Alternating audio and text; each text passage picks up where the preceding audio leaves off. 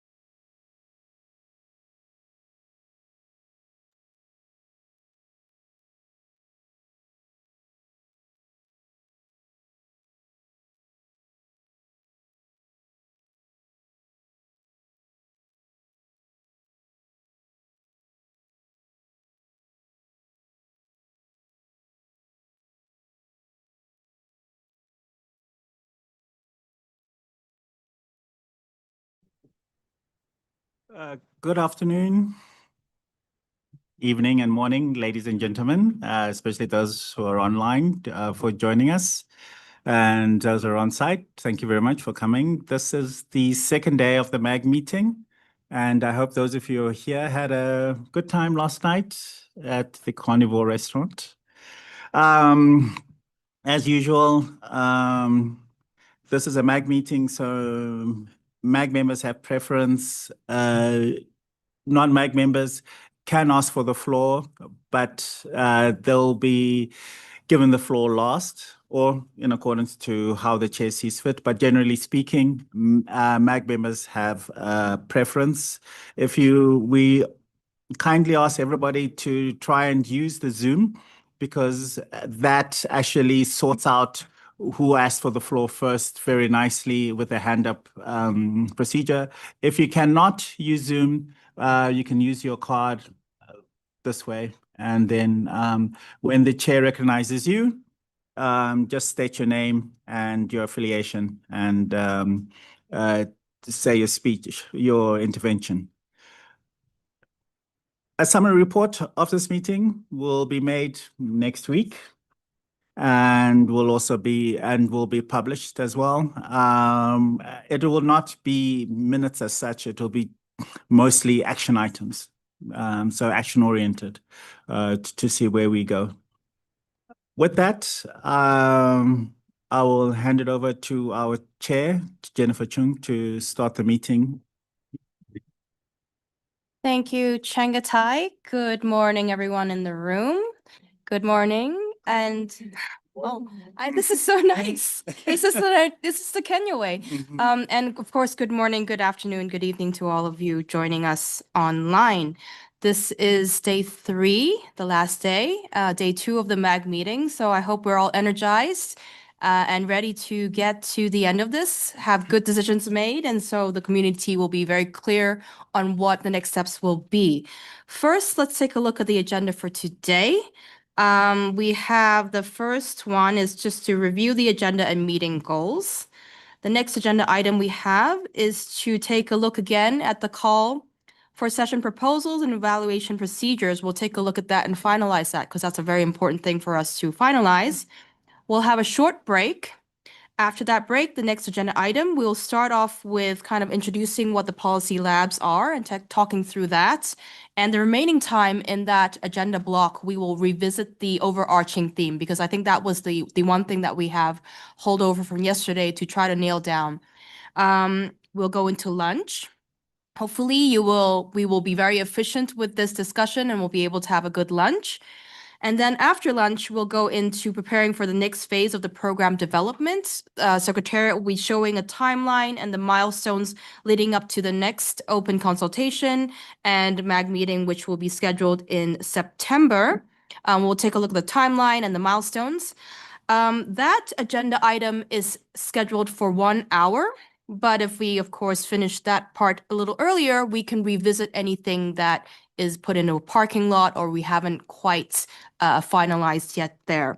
Then we will have a very short 15 minutes, I guess, to review our decisions and action items to see if we're all in an alignment and agreement with that. And we'll close. The agenda ends quite early for today at 3:30. I think we'll manage to get a good progress there. Maybe we'll even be more efficient. I don't know. Let's see. So this is the agenda for today. Any questions, comments, additions, concerns?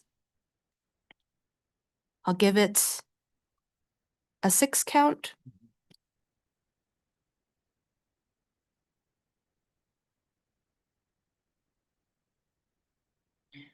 So I don't see any. I will take silence as everyone's happy with this agenda and we will go forward. All right, so let's go straight into it.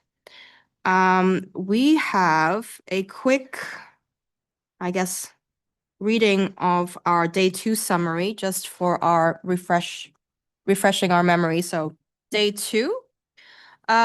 So for the MAG approved intersessional policy activities and the MAG working groups that we discussed yesterday, we had broad support emerged for launching the 4 MAG approved policy networks without delay. We've had our co-facilitators identified, providing the strategic guidance while ensuring broad community participation. Participants agreed that the MAG Working Group on Strategy should serve as the principal forum for longer-term strategic questions, with practical, time-bound task groups established as needed. The MAG agreed the following coordination roles. Policy Network on AI. We have Rajendra Pratap Gupta and Odas Neon Kuru. If we could just turn off the speakers in the room, thank you. For Policy Network on Cybersecurity, I do note that there was discussion there, but just, this is the overarching theme there. We have Octavia. Oh, I'm gonna mangle your name. I'm very sorry, Octavia. I won't even try to pronounce it. I'm very sorry. And Karina Birarda as co-facilitators. Policy Network on Digital Inclusion, we have Angela Wibawa. Policy Network on Open Digital Infrastructure, we have Sophia Longway and Jordan Carter, co-facilitators. MAG Working Group on Strategy, we have Olaf Kolkman, Peace Oliver Amuge, and Rajendra Pratap Gupta as co-facilitators. Working Group on Youth, we have Saba Tiku and Barak Otieno as co-facilitators. For the stakeholder coordinators, Thank you again. We have Manny Anastasiado and Martina Legal Malakova from the private sector, Barack Otieno from the technical community, Peace Oliver Amuge from civil society, Mokhtar Yadali, Taiwo Aromolaran. I'm very sorry for pronouncing everybody's name wrong. I will just go for the first names now. And Nima from the government stakeholder group.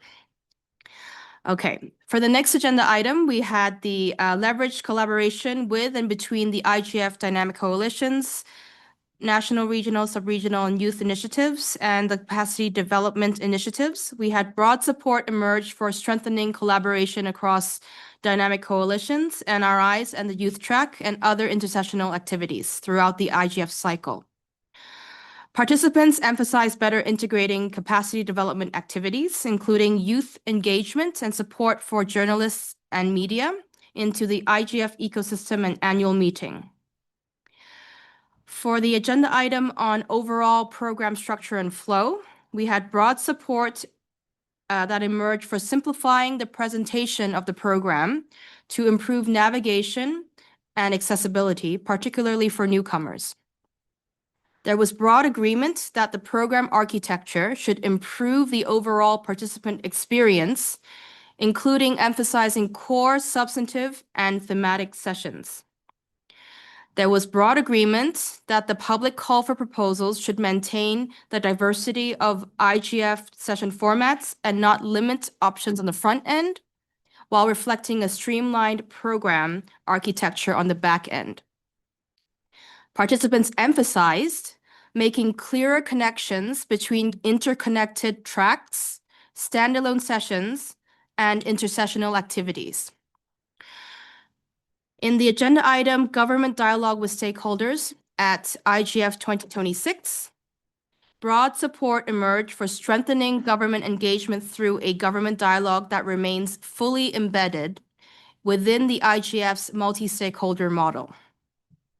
Participants emphasize clearly defining the objectives, the format, and relationship with existing high-level and ministerial activities. There was broad agreement that the dialogue should complement rather than duplicate existing IGF program elements and encourage meaningful engagement with all stakeholder groups. And then finally, one more. So with the discussion in the overarching theme of IGF 2026, participants generally favored retaining concepts of future and intelligence, with suggestions including shaping rather than governing and governance rather than governing. There was also broad support for framing the theme around trust, openness, human agency, and participation. So this is the summary. Thank you again, Secretariat, for preparing. I'll pause here for any reactions, comments. Jordan. Sorry, that was a really competent Zoom hand on my part. I think we also agreed to continue the youth working group. That wasn't in the summary. Oh yeah, that was in summary, but I don't think I think I read out the two co-facilitators, which would be Saba and Barak. Yes.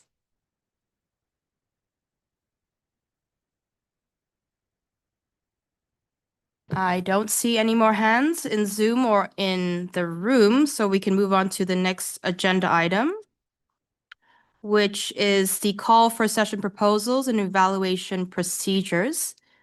If we can ask the Secretariat, please go ahead. Thank you, Chair. I'm just going to pull up the call for session proposals one more time here to give it a last look.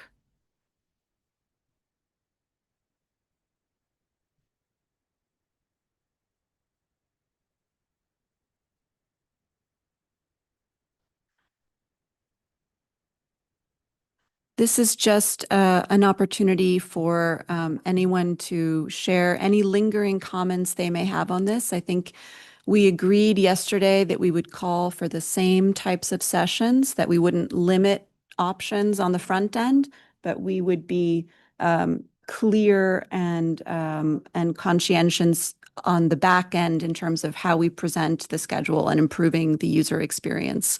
So I think if there is no further comment on that, the Secretariat can go away and launch this call for session proposals in line with previous years. I see Olaf fixating on me, so His question. Yesterday we talked a little bit about fairness in advertisement.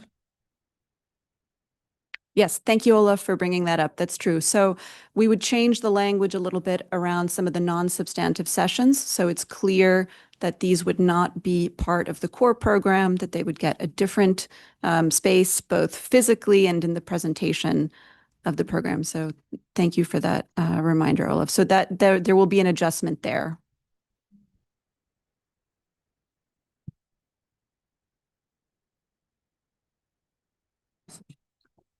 And just also probably to make note, if those are the less substantive or just different spaces, that it does not also have the live streaming and other capabilities that the substantive sessions will have. So that also should be clear. I see a hand in the Zoom room. Gareth Sunday, you have the floor. On the workshops on who can apply on the third point, I've seen it's strongly encouraged to list a team that is diverse in terms of gender, region, stakeholder group.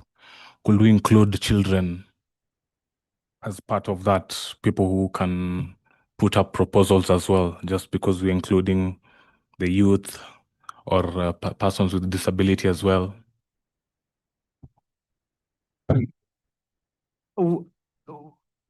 I take it when you mean children, you're talking about people who are below 18 years of age, correct? Yes, yes, yes. We have a complication there because they are minors. Therefore, there is some liability concerns that we have.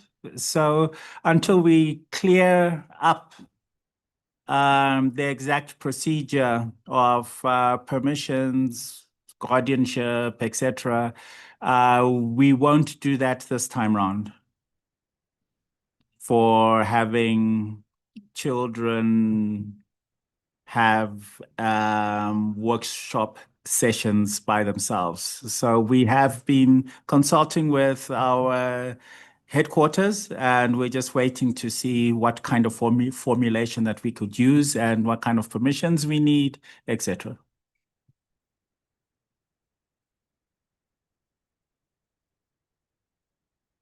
That's different. Oh, yeah, it Yeah. is. Yeah.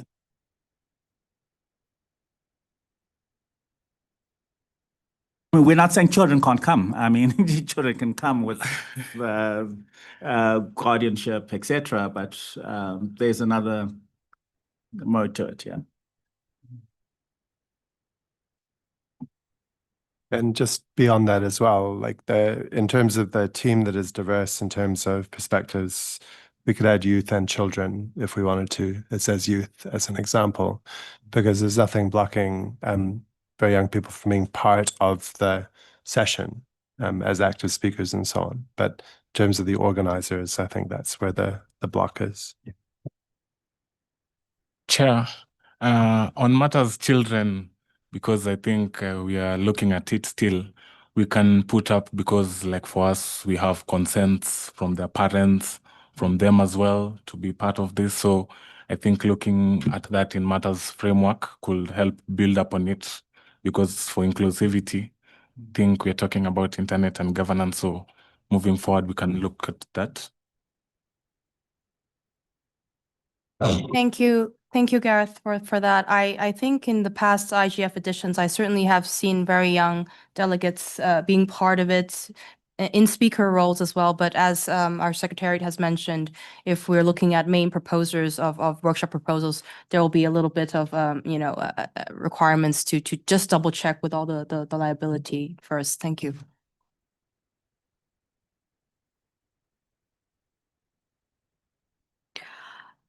Okay, thank you for that. Are there any other questions on this call for session proposals before we move on?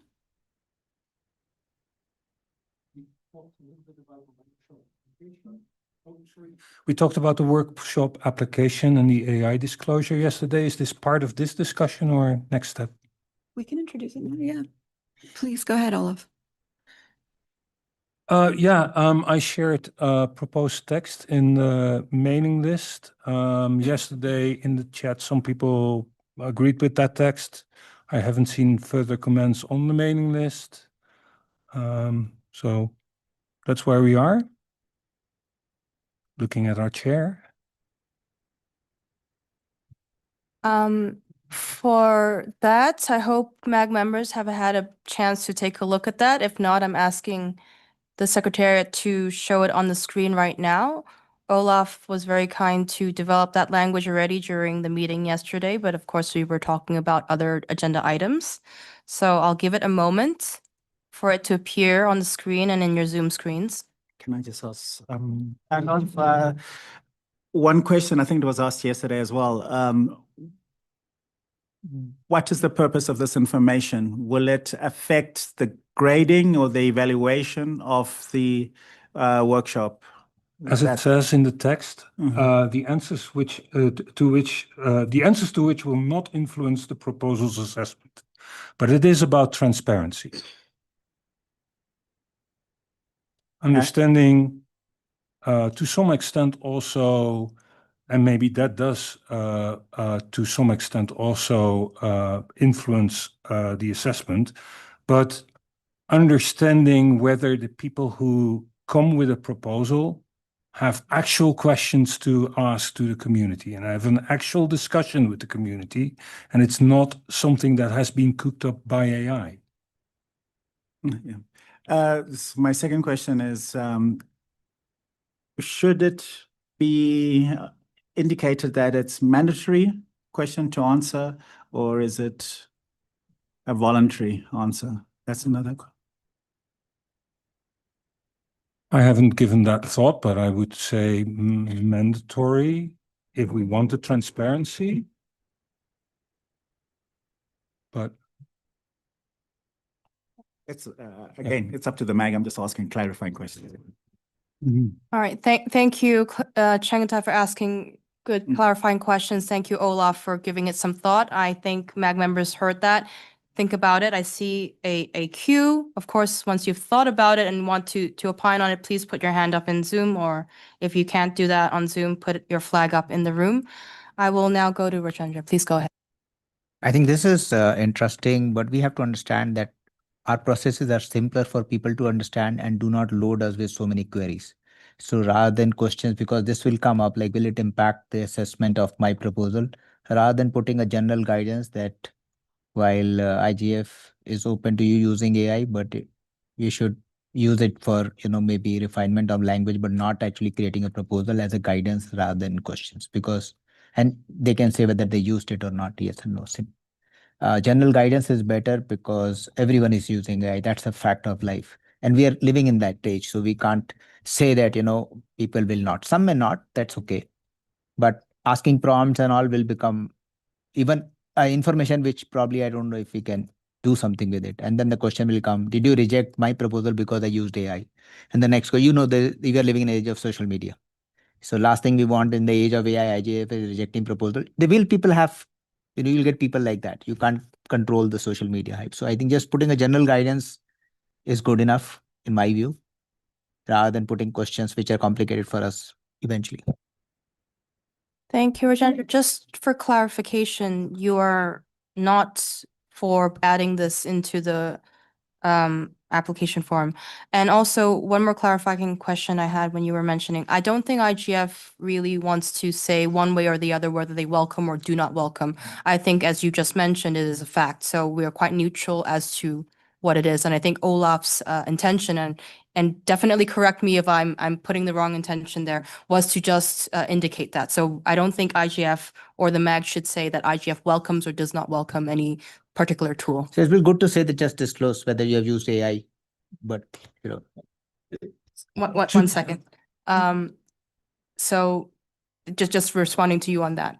And Olaf, I know you have a two fingers, so please go ahead. Yeah, I do like the premise that Rajendra just gave, in the sense that giving guidance that it is the intention to use AI for clarification and so on and so forth, but not for creating the actual proposal. I think that if we have that guidance, I'm good as well. Because the intent is really not to be, the intent is to get questions that people are dealing with and get issues that people are dealing with and that people gave some thought.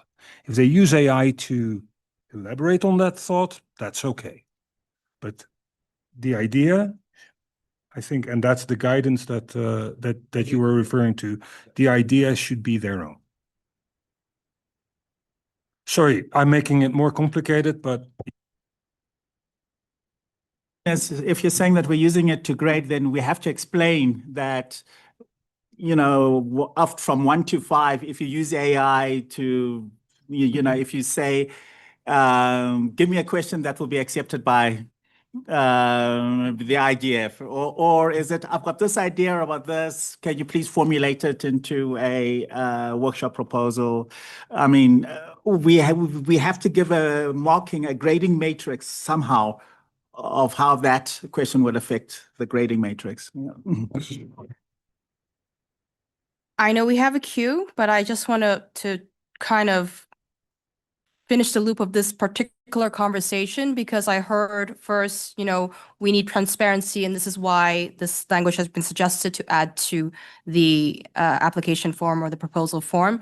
Then we also heard that, you know, instead of that, we would like guidelines. And I heard, I know Olaf, your hand is back up, but I'm just trying to summarize to where we're getting to. So there's two lines of thought here. Either if we're asking for transparency, we include something in the application form that tells us what it is.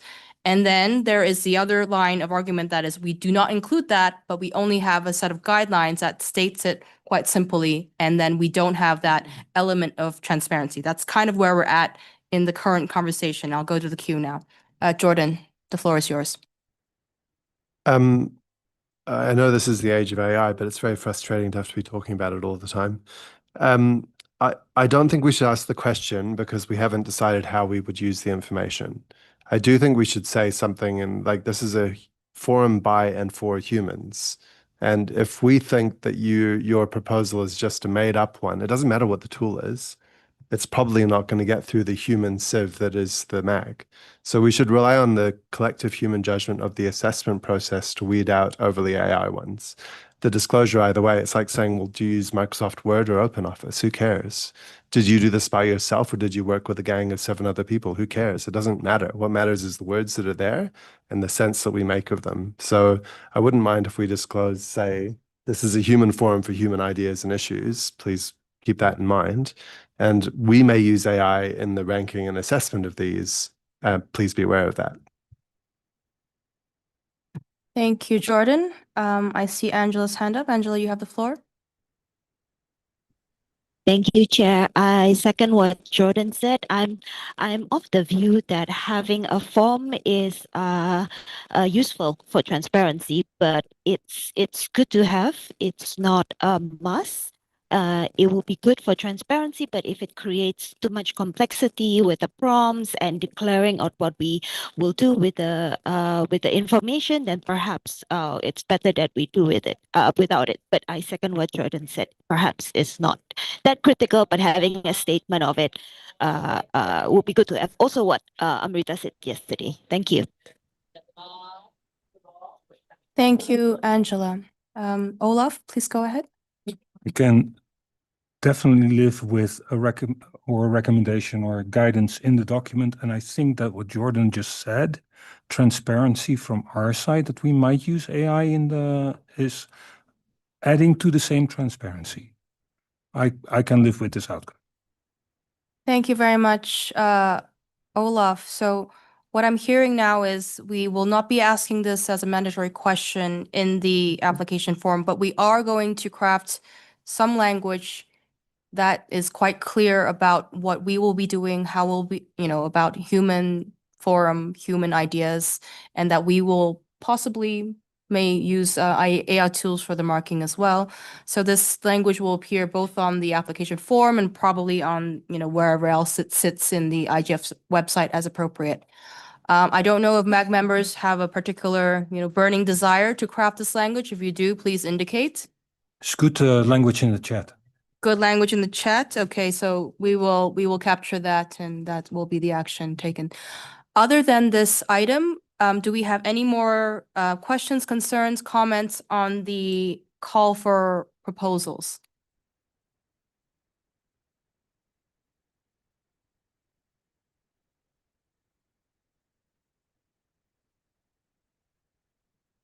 Not seeing any. So, Lito, please go ahead. Thank you. We can always include this in the webinar and the presentation for the proponents, as we did last year. There are some topics other than the AI use. For instance, last year we wanted the proposals to be innovative, creative, out of the box, whatever. So we didn't include anything of that sort in the form, but we managed to try to send the message to proponents verbally, so in the webinar and so on. So I think we should work hard in this webinar and this content, and not to make it a requirement, but a strong suggestion for proponents or proponents to be to attend this webinar, so they can listen to those other criteria that may not be evaluated, because we have never had something that evaluates, like innovative or some criteria, some aspects that are almost subjective. We cannot include that in the evaluation. Every MAG member will do that as by his, herself, with his, her experience, but we can recommend that through other means, not through the form. So that's I think that can work, including the use of AI, as several has said. We are not prohibiting or penalizing the use of it, but we want to stress that this is a human photo for humans and to solve human problems. So we have to stress that. Thank you. Thank you very much, Lito. And you're right, even if there isn't a very explicit question on the application form that speaks to that, I'm sure when MAG members are looking at all of these things, these will also be in the back of your mind. I think, remember when I used to have to do that too, and that was just last year, that, that certainly was on the back of my mind as well. So I'm very happy that you suggested this. Also, of course, in the materials that we send out to the community, the emails or wherever it appears on the website, I think that messaging needs to be very clear as well. And then lastly, I think you mentioned the webinar again. May I very gently see if you are interested to also assist with helping with that webinar, because we're leaning on your expertise, Lito, as well, with all of the work that you did for the workshop on process. I think it will be really good if you would be also willing to help us with the webinar. And of course, to all other MAG members, Peace and others who are interested, please do indicate that to the Secretariat, so we can actually get that together quite soon. Okay, I see a hand from Taiwo. Please go ahead. Yeah, thank you, Chair, and top of the morning, everyone. My concern is with our messaging, because we've all agreed, or most of us have agreed, that we're looking for human contributions and human solutions as well. But the phrasing of the word, when we say any person, and again, I'm just wearing my lawyer hat here, when I say that the literal interpretation of the word person could refer to humans or corporate persons. And since somebody here has also expressed some concerns or wanted to know if children will be welcome, it's important to make that clarification, just so that we're not receiving a barrage of submissions or proposals that we don't want to look at. It's important to make that clarification. Are we looking for contributions from corporate persons as well? Since we've used a really broad terminology? And are we also looking to incorporate kids into the conversation? That's my contribution. Thank you, Chair. Thank you, Taiwo, for bringing that concern up. Can we take a look at the language that was proposed in chat? I think we certainly will take all of this into account. I don't want us to get into wordsmithing right now, but certainly once we have that language, I think MAG members will have a chance to take a look at it and say yes, or maybe we need to tweak a little bit more, but certainly your concern is well taken. I didn't get a chance to see what was proposed on the chat. Oh, I see a lot of text actually proposed in the chat, but we'll isolate that and we'll circulate it again if you haven't managed to take a look. Okay. Any more questions or concerns on this particular item? Waiting 6 count for that.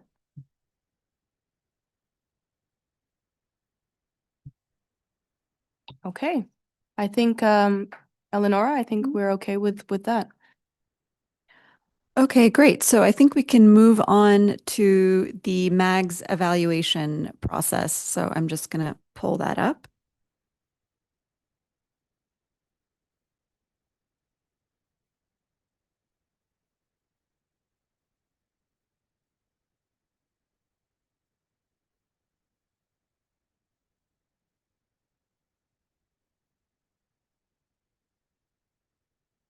Sorry for the wait.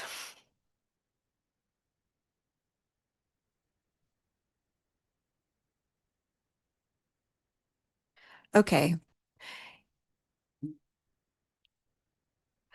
Here we go. So this is a document that I think Lito and Peace will be very familiar with and that they've worked on for several years. So this lays out the different stages that the MAG will go through in evaluating the workshops. Well, the MAG and the Secretariat. So let's start from the beginning. We will be opening the workshop submission process with a little luck on Monday, so the 29th of June, and it will run until the 31st of July. That's when we will have received all of the submissions. The first phase in the evaluation is a very quick review from the Secretariat. You see here the dates from the 31st of July to the 4th of August. So we try to do this initial screening of proposals in under a week. This screening mainly consists in making sure that the proposals received are, appropriate, that, we didn't receive duplicates or proposals that are, I don't know, completely incomplete, that they are proposals that are ready to be evaluated by the MAG, or, not proposals sent in error or anything like that. So once we've done this screening and maybe cleaned up the proposals a little bit, we will pass them on to the MAG by the 5th of August. In batches. So the MAG will be divided in evaluation groups depending on the number of proposals we have received and how they are thematically coded. So this will depend on also the themes that the proposers have selected when submitting. And we will be dividing MAG members into thematic groups. We strive to make those groups as mixed in terms of region and stakeholder group, and also expertise too. We try to have a little bit of alignment between a MAG member's background and the particular theme that the proposal was submitted under. But generally, we're aiming for diversity in the MAG member evaluating groups. And we're also aiming to make sure that those groups have an equitable distribution of labor. Obviously, we don't want some MAG members evaluating 30 proposals and other 100. So we're trying to be fair, also considering that this will take place in August, which is summer in the global north, and a lot of people may be on holiday, but this can make for interesting beach reading for those who are maybe evaluating on vacation.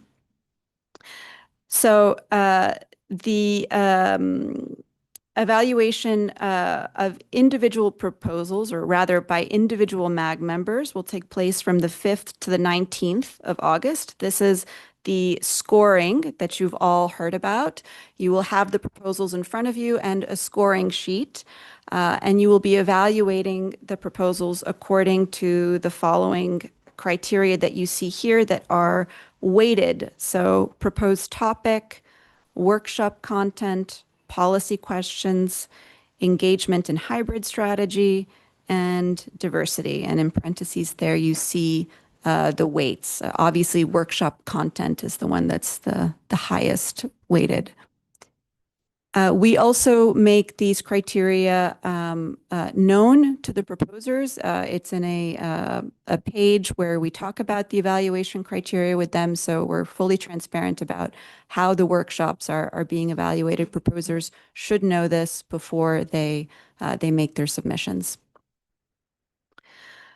So once all the scores are in, they go back to the Secretariat, and we create ranking sheets per group, per evaluation group, and we send them back to the evaluating groups. So each group sees within their group how each proposal did, so basically how they fared with the other evaluators. And those groups will take another week to discuss among themselves. So this is the group phase of the evaluation process, which proposals they think are worthy of moving forward into the program. So we're moving from individual evaluation to collective discussion on the proposals. And so that will happen with our tried and tested green, orange, and red basket system. So any proposals that will definitely move forward, everyone agrees on them in this discussion phase, they go into the green basket, the maybes into the orange baskets, and the definitely nots into the red basket.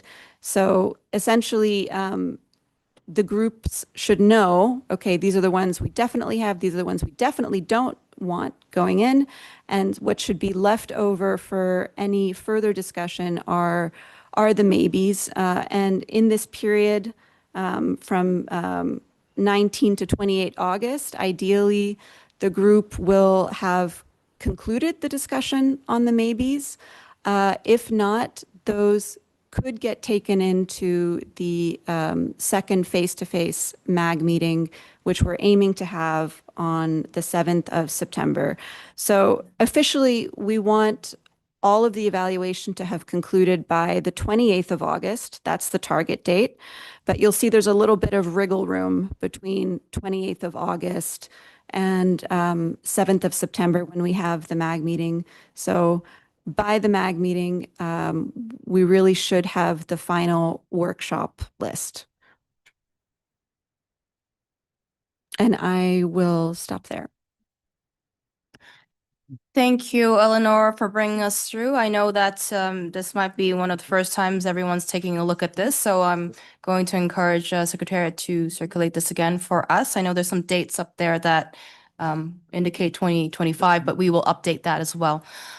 Before I open up the queue, I want to also make sure that we remember we talked about the stakeholder coordinators. This is also where you can play a role, because my personal experience from previous years is when you're in your evaluating groups, you are mixed in with all of the stakeholders. You're just looking at one thematic bucket. And there was always a part where we didn't quite know when we're going across the buckets, whether or not there are, for example, workshops that probably would have been better in the other bucket, or if there's any kind of cross-bucket coordination or merging needed. So this is when your stakeholder group coordinators can really shine. Hopefully this innovation for this year can help us also give a more coherent, holistic look at the whole thing. Because if we're kind of stuck into the thematic bucket groups, which we will be, because there's like hundreds of proposals that will come in, then we won't have a fuller picture, especially when you're thinking about it on different levels. So I think one more added dimension will be helpful, rather than that, hopefully helpful and not hinder us with that. one more item that I want to also add before I open the queue, and again, from personal experience, I think when we have the list of criteria that MAG members need to look at as they score, it's always very useful for the sequence to be the same. So if we're looking at this is a criteria, for example, this topic, then the sequence on the actual application form matches as we go down. I usually have two screens or have a dual screen looking through, and that will make things easier for the MAG members. It doesn't matter whether or not we reorganize the criteria sequence or we reorganize the sequence on the application form, but so that it matches and so that makes sense for us to go through, I think that will help us be more efficient with evaluating. Okay, I will now open the queue, and I see Zhang Xiao, please go ahead. A question. To be the MAD, I think we should not appear in the workshop normally. But sometimes we did got some invitation from the community. So should we refuse and avoid doing that? That question, I think a lot of us have the question. That's an excellent question. I think every year the MAG Yeah, I mean, grapples with it. Yeah, it's up to the MAG. I mean, you can agree amongst yourself that you're not in the workshop, or you can say that if you have any conflict of interest, I mean, it falls under conflict of interest, then you excuse yourself from grading that workshop. But yeah, those are the two ways to do it. Okay. Another question is, this year, how about online? I'm not sure, because for the workshop selection, some of them will be online. This year will be the same. Like for 5 or 6 speakers, it's 2 or 3 are online. This year will be okay. I understand what you're asking. So the question is whether or not MAG members should suggest or guidelines that you have a certain amount of people that are on site versus online. So we don't have a fully online panel or roundtable. Is that the question? Okay. And do we have that language in there, Eleonora? Yeah, there is language in the form about that, about limiting the number of online speakers. We've been, I think, progressively reducing the allowance of online speakers since COVID times. So I think it's pretty clear that we don't want a fully online panel, and that we really want minimal, presence online during the workshop. I mean, from the speakers. So the question is now open to the 2026 MAG. Do we want to limit the MAG, the cohort, to accepting speaker assignments? Do we want to limit them in the proposer column? I mean, every year is a little bit different. I think last year I don't actually remember when it was, but I mean, for proposer, definitely not. yeah. Yeah. But for speakers, that's the discussion. that's a discussion. So Yeah. definitely not with proposers, but or organizers too. I think that's what it is. There is a little checkbox for conflict of interest before you go into a evaluation for each of the items. So do tick that if you do have a real conflict of interest, so the secretariat knows when they're trying to average out the scoring to, of course, not take in that one. Okay, 2 fingers. Yes, go ahead. Conflict of interest, we are serving on personal title here. Thank you, Olaf. I will go to the queue. I will first go to Jordan, then I'll go to Rajendra, and then I'll go to Gareth. So Jordan, please go ahead. Yeah, I think you need to dig into a bit more what Olaf just said. Saying that since he works for ISOC, if there's an ISOC proposal, should he be able to mark it? And the answer is yeah. I usually don't, but I would recuse, but the question is more if there is an organizer or a speaker from ISOC. Since we're on the MAG, that doesn't really make a difference. Our organizations can still be speakers, but we would recuse from assessing. That's my understanding. Those are shades of gray. I mean, I fully understand. I mean, this is my personal opinion, not yours. You have to make up your own minds. I fully understand organizers. Yes, definitely not. But if it's an ISOC speaker, I mean, ISOC is everywhere. You'll be recusing yourself from half the session proposals. So, and it's up to you as well, your measure of conflict of interest. I mean, yeah. Mhm. Yeah, clear. Thanks. Onto the actual point I was going to make. I can't stress enough the importance of the forms and the information lining up. It was an absolute nightmare when I did this in 24, having to juggle between. And because the application was so unreliable, we had to do our own spreadsheet and then input the data. So it's really important that the fields, as it comes in the giant printout, are in the same order as the fields on the form. The second thing is that I think it would be good for the groups before they start their individual scoring to have a talk through the scoring process and at least agree among themselves what their starting point is, what their norm is. Some people start from this is excellent unless I mark it down. Some people start from I'm going to start with a 3 and bump it up to a 4, down to a 2. If there isn't a slightly common approach among the people doing the scoring, it still gets the relativity right, but it can just mean that some people's voice is accidentally a bit more influential than others. And I think then a bit of a narrative explanation, and I'm sorry this may be in the document, but this document is about the most important thing we do, and it wasn't circulated in advance. So it's a little bit difficult to give, I can't remember all of the bits that were in it, but to be really clear about what are we trying to do with the policy questions? What's the purpose of them? What are we trying to do with the engagement and hybrid strategy? What is the underlying intent of asking that? What does good look like for the MAG? If that stuff is already teased out, I think everyone should read it soon and have the chance to discuss it at a virtual meeting between now and when the scoring happens. And if it isn't written down, we need to write it down just to get some common ground here. Thanks. Absolutely, Jordan. I cannot stress enough about the sequencing too. It was very difficult for 2025 MAG similarly as well. For the digging into a lot of this and having a baseline understanding of how we all look at the criteria, I think that's very important to dig into in a plenary kind of virtual MAG meeting. I think Secretariat was conferring just now.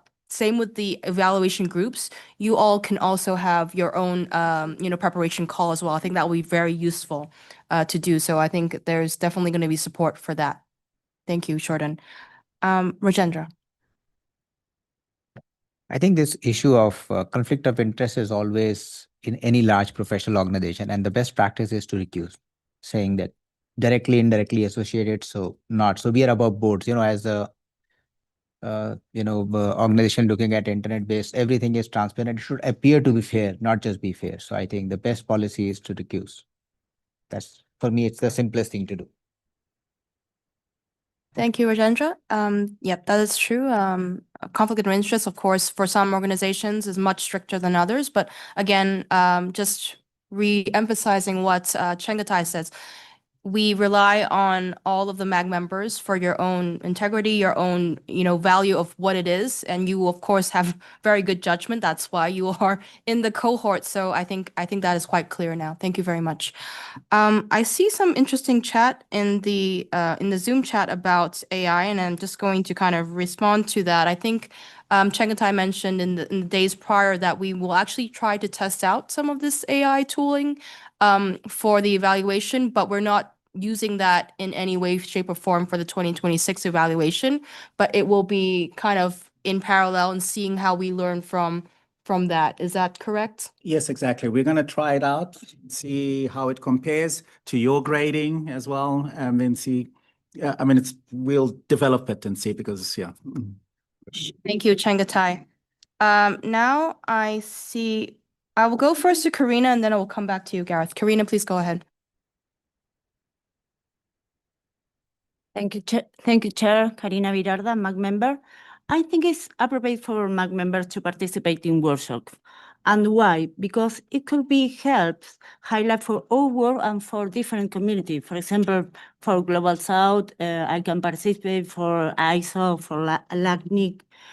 But it could be good limiting the number of workshop participation per MAG member could be a reasonable compromise. For example, limited to 2 workshops and not 10, for example. That's an idea. Thank you, Chair. Thank you, Karina. I think that was what we kind of limited to last year as well. I think for MAG members collectively last year, we agreed to no more than 2 speaking slots because we also don't want all the speaking slots being taken up by the MAG members because that's also, in some ways that could be a conflict of interest. You're going to score something that has you as a speaker a little higher or whatever it is, or even if we score something and the, again, sometimes we know that workshop proposers, there will be some last minute changes at the end. And we also need to be aware as MAG members, if we agree, if the number is no more than 2, I'm just using it as an example, then we really should stick to that. Okay, Gareth, please go ahead. Thank you, Chair. This goes for the MAG. My name is Gareth Sunday from Total News. Just on the evaluation criteria, we still have children with us here. We still need to speak about child participation.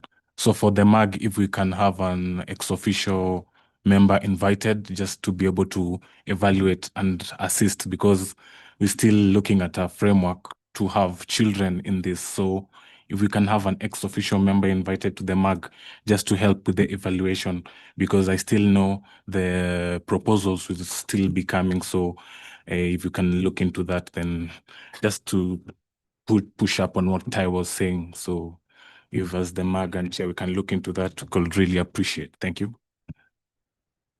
Thank you, Gareth, for your suggestion. I think this is probably going to actually come back to how MAG members are selected. I don't think we, at least for this year, I don't think, because we're mid-flight already, I don't think we are in any position to be able to within the MAG decide whether or not we have an ex officio extra person to do that, because the MAG is appointed by the Office of the Secretary General of the UN. So it's not up to us to say we will appoint any other people.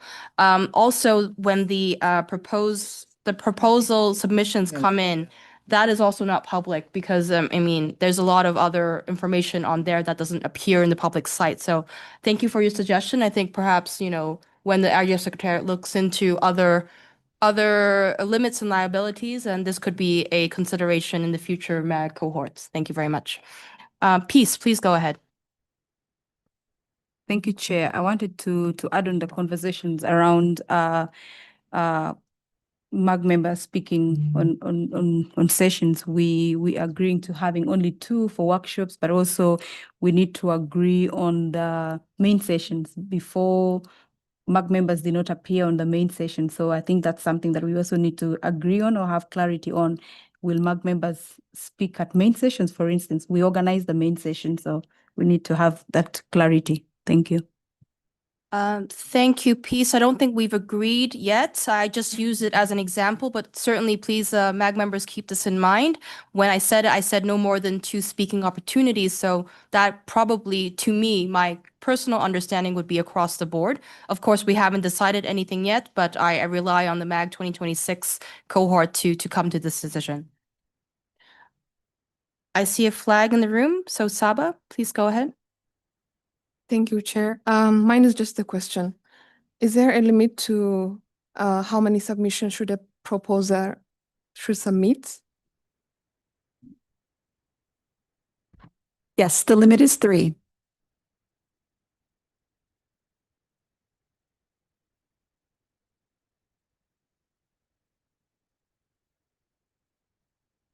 Yeah, I mean, we say 3, but there's loopholes in that so large, you can drive a bus through it. I mean, but it's 3.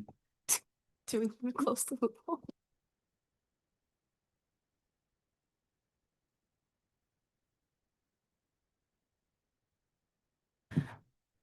Okay, I don't see any hands in the room. I don't see any hands in the Zoom. I'll give it a 6 count.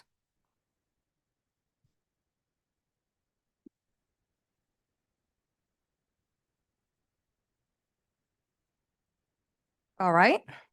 So it sounds like we've exhausted the discussion so far.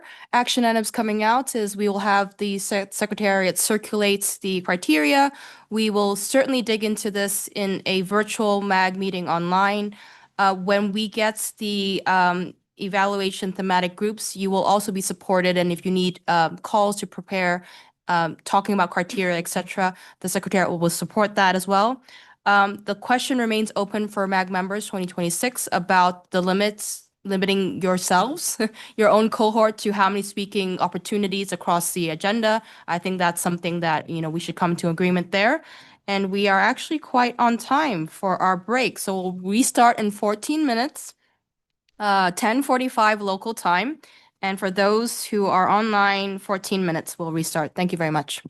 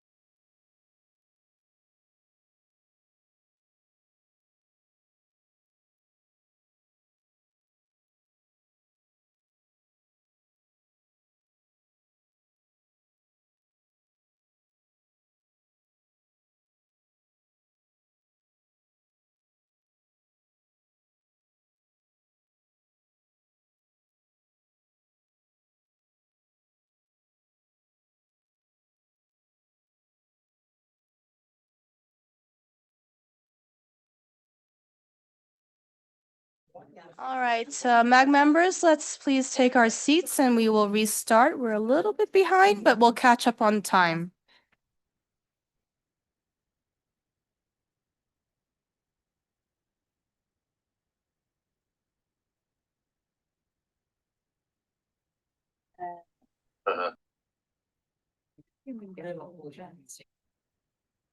All right, we will now restart. We're starting with the agenda item of strategic priorities for IGF 2026. We'll first talk about the policy labs, and with that, I'll pass the floor over to Anya, who will bring us through the introduction. Yes, thank you, Chair. So I will just, before I go into the proposal we received and its background, just remind that the WSIS Plus 20 resolution paragraph 102 calls for the forum to reinforce, of course, its intersessional work, but also apply innovative, open, inclusive, transparent, and agile collaborative methods on discussions on internet governance and emerging technologies. And this is what is the background for a proposal received initially from the European Commission, but I understand that it's been supported by some other stakeholders as well. So we will be discussing with colleagues from IGF and ISOC about this.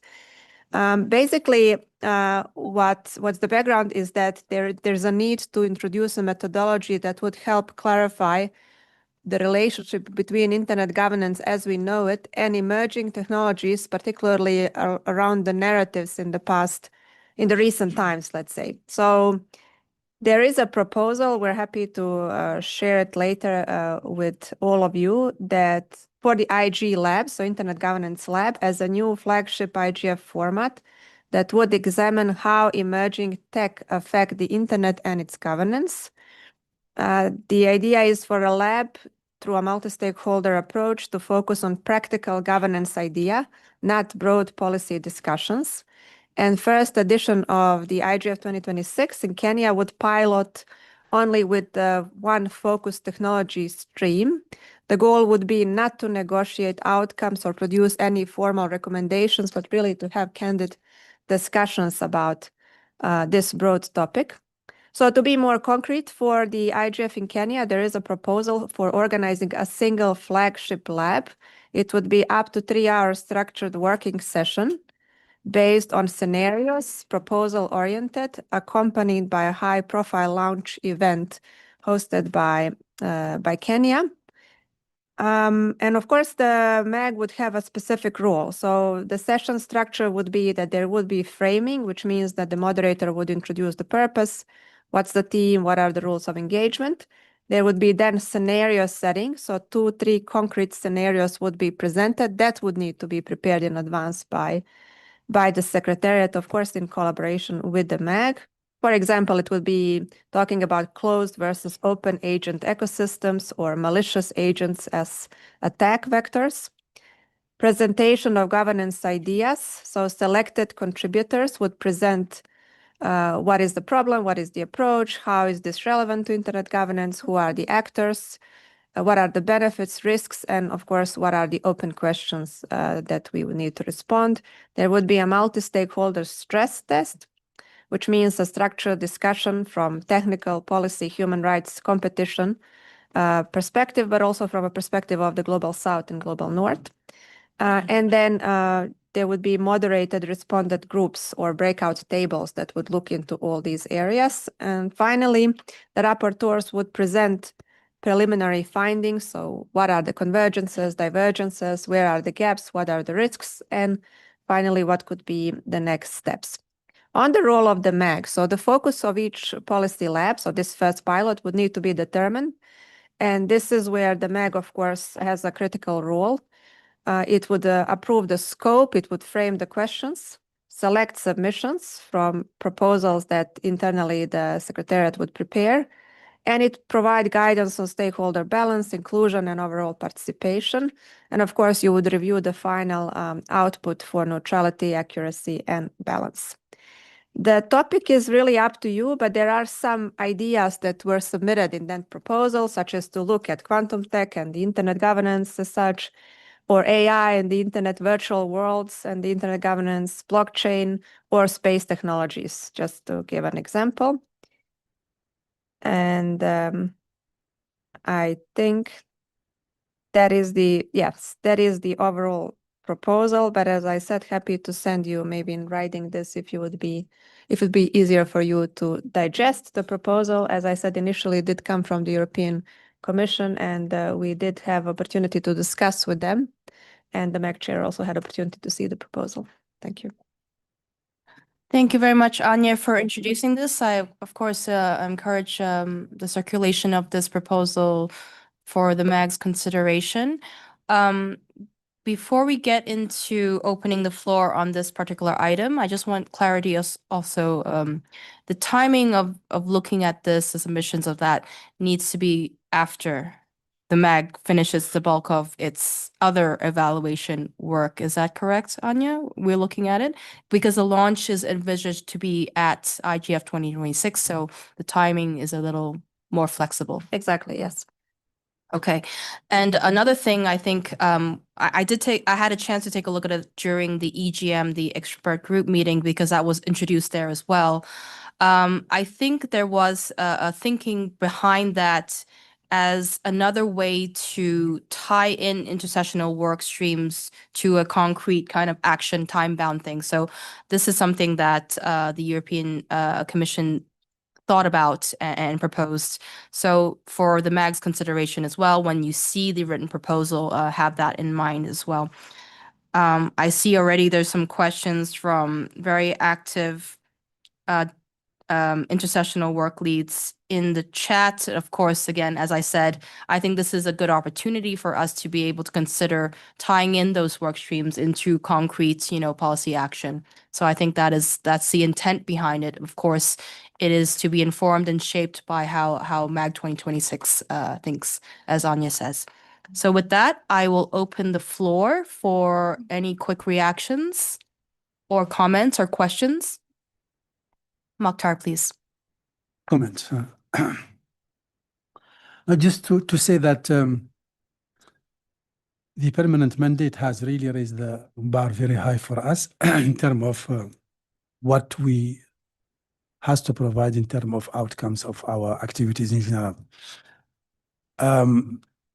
The 2026 IGF should be a place where we can show that we can provide really some actionable outcomes. And my suggestion is to choose few of them, only few, and make sure that we can really make them happen. I support really developing some actionable policy relevant, but they need to be very, how can I say, realistically funded and owned somehow. Clearly owned, this is very important specifically. Otherwise, they just become something that will maybe erode our even credibility in general. So we need to take care of that. I think policy labs is a very good example of something that we can produce something that can be used by government and operators. And then we show now that IGF is not only the old one that is only a recommendation kind of things, but something that can, platform that can produce something that can be used by the community and the stakeholders. So let's set the example, because we are the first one, we need to set the template. That's it. Thank you very much.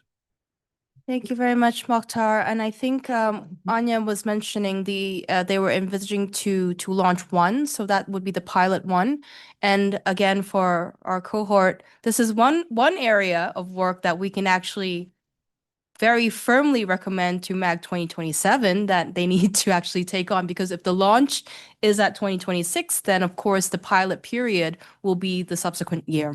I see a hand from Jordan. Jordan, you have the floor. Yeah, thanks. In the absence of sort of reading the detail, it sounds like a really interesting innovation.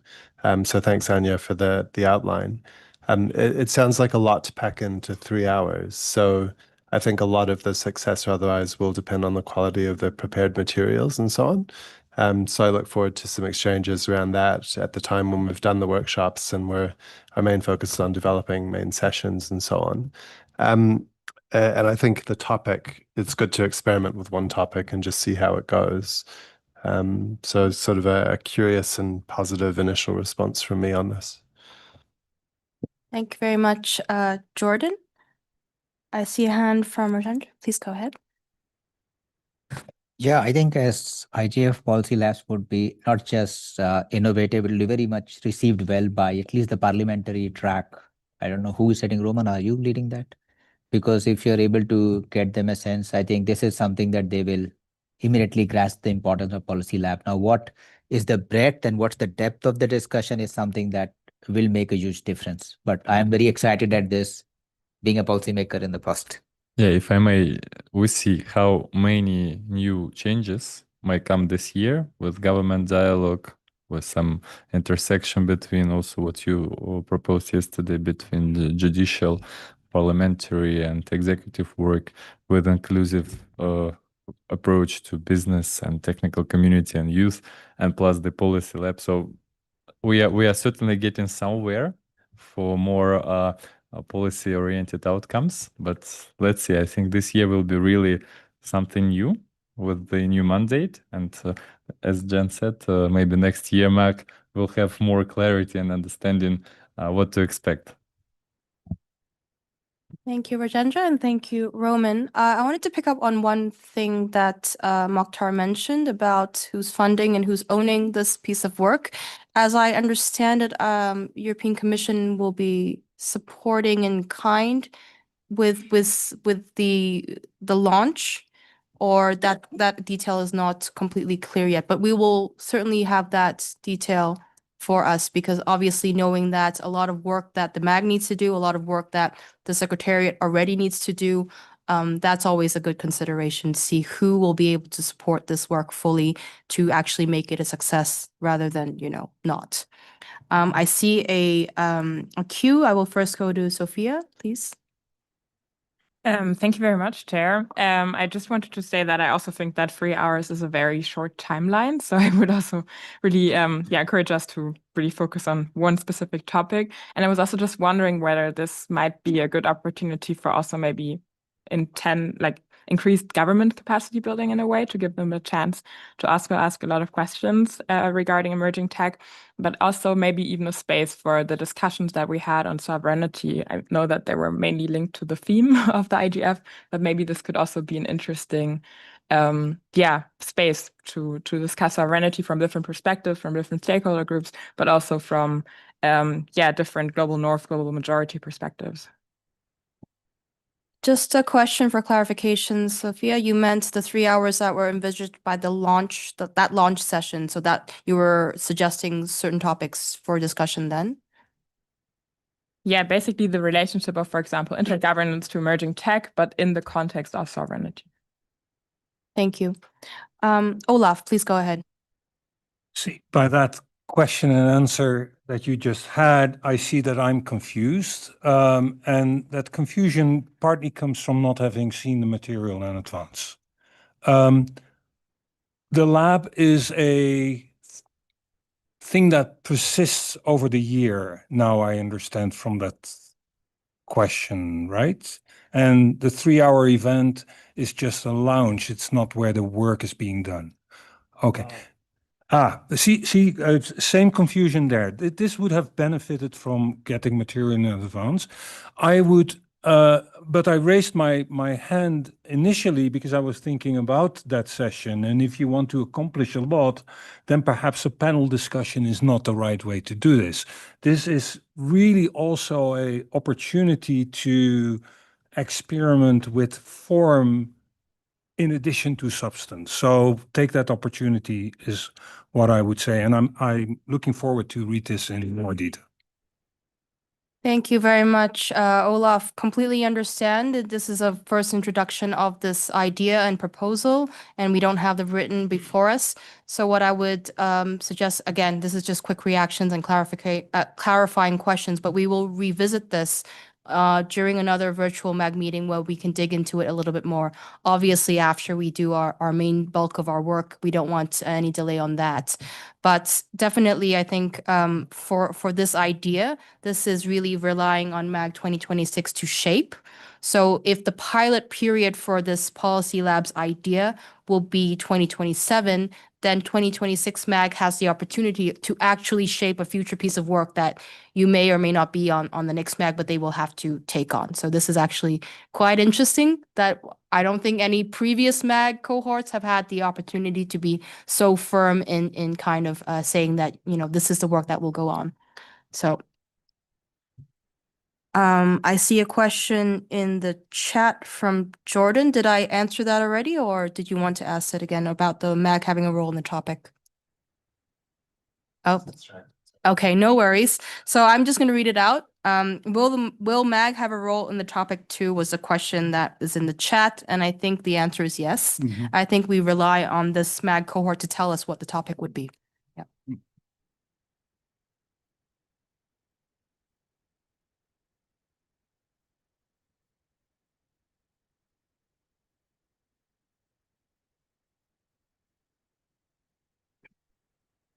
And also the roots of the idea was first introduced during the WSIS Plus 20, one of the submissions from the IAB and the EU paper as well. Yeah. Thank you, Chengatai, for giving us the origins of this idea. Okay, I will again employ the 6 count to see if there's any quick reactions on this.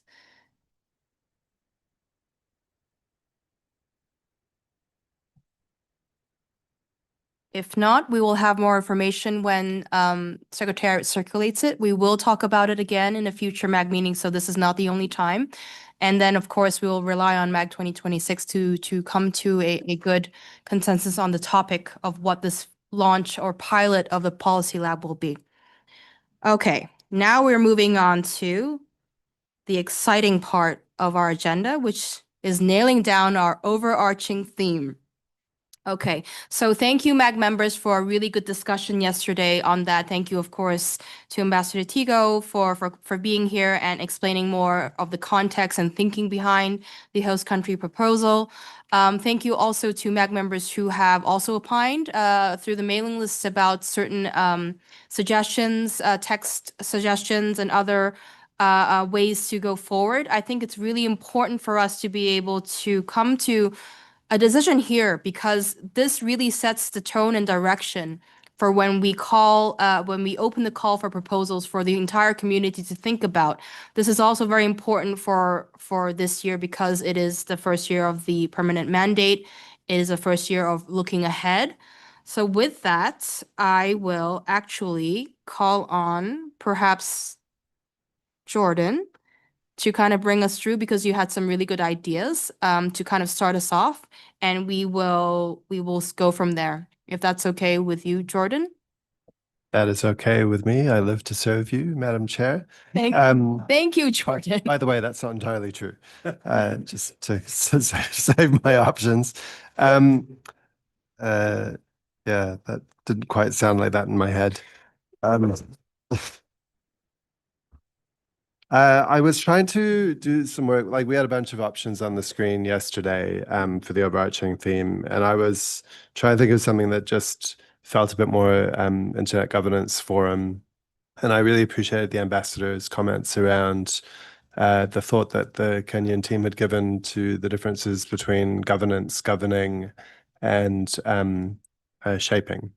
And I think that one of the criticisms of the IGF over the years has been, there's a lot of pressure from some parts of the community on doing more, on being more active on a forum that can shape more actively than perhaps it has. And I'm sort of sympathetic to that in the WSIS vision that we have of an information society that's built for everyone. So that was where I think my earlier suggestion didn't have the word governing in it. And some people get caught up on the semantics between internet governance and governing the internet. But I think that governing the internet is something that people who do internet governance also do. And I kind of like the slight sense of activeness in that word, in the sense that everyone is doing it every day in the work that they do. Whether it's setting regulatory frameworks or public policy related to issues. That's what the IGF is about. Whether it's the operational role that institutions like my own as a CCTLD domain name registry do, we're governing a critical internet resource. There's lots of coordination that goes on as part of that as well between various institutions. And all of that is meant to be shaped and the decisions that decision makers make informed by the dialogues that happen at the IGF. So in some parts of the community, it might be seen to be a bit racy to talk about governing the internet. But I think it is just a little nudge of something into something slightly more active than shaping the future of the internet or shaping our digital future, or those sort of totally innocuous phrases that we've used in the past. So that was, and I liked the concept of intelligence, not because I think it's stepping away from AI. I think AI is going to be on the agenda anyway. But AI is only one facet of this. And if you think about the far-reaching impact of the internet and the devices that we use to connect to the internet, on the way people learn, on the way people think, on the impact of public understanding of what's going on in the world through the ways that social media has affected societies, is used as an attack vector, is used as an entertainment vector, is addictive, is harming people's mental health, is helping people's mental health, et cetera, et cetera, et cetera. Intelligence is a really interesting and slightly out of the box way to raise these issues onto the table. So that was where I very long-windedly landed at the suggestion of governing the internet in the age of intelligence. It isn't something I would have come up with without the discussions and the seeding from the Kenyan, so I don't proclaim it original, but I wondered if it might be a useful suggestion. Thanks. No, thank you very much, Jordan. That's not long-winded at all. I think it gives a lot of context behind and a lot of consideration to the original proposal. I think the Kenyans themselves in the teams that they thought about it, they really did put a lot of thought behind it, and I really appreciate the way that you're threading, all of those good innovative ideas to a lot of the concerns that we've already heard. So I think that's a very considered proposal. Do we have that up? We do have it up. And thank you for highlighting the one that Jordan just spoke to. I see now there's a queue. First, I'll go to Rajendra. Please go ahead. Thank you, Chair. And, whenever it comes to hosting such global meetings, a lot of work goes into that. So we have to respect the intelligence of the people who have worked. And we've seen the commitment of the ambassador, in explaining and standing by what he wrote and why, and very open also to that. I mean, per se, I would not say that we should change anything. Maybe if you want to say, as IGF, add a hyphen, a shared responsibility, like governing the future of intelligence, a shared responsibility. I mean, that a shared, because that brings all stakeholders to activate themselves, aligning to the overall thing that we are saying. It's a shared responsibility, whether you're a government, you're a private sector, whether you're a civil society. It's not left to either of them. But overall, I think the theme to me appeared to be something that we should drag ourselves much and change it. Organizing this meeting is not easy by any standard, and we should respect that. Thank you. Thank you very much, Rajendra, for the suggestion, and thank you, Secretariat, for also including that as the highlight. The highlight means we're talking about it actively today, not that we're making any. They're the new ones. Yeah, they're the new ones, just so you know. Okay. I will go down the queue that I see. Lito, please go ahead. Thank you.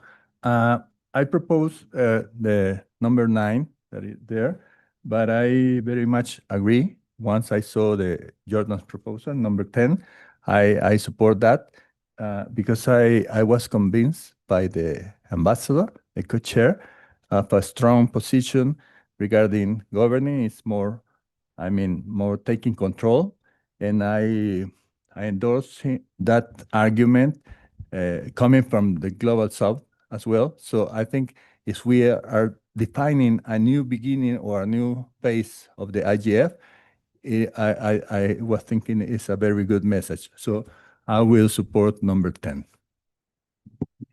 Thank you very much, Lito.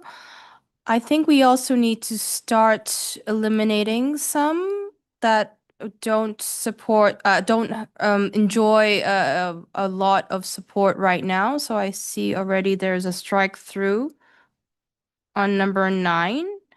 May I ask if we can also do a strike through on number 4? Because I think that doesn't actually give us a tagline. It's just a phrase that kind of just is there. It doesn't really make any to me, it doesn't give a kind of direction. So that's my proposal to perhaps strike number 4.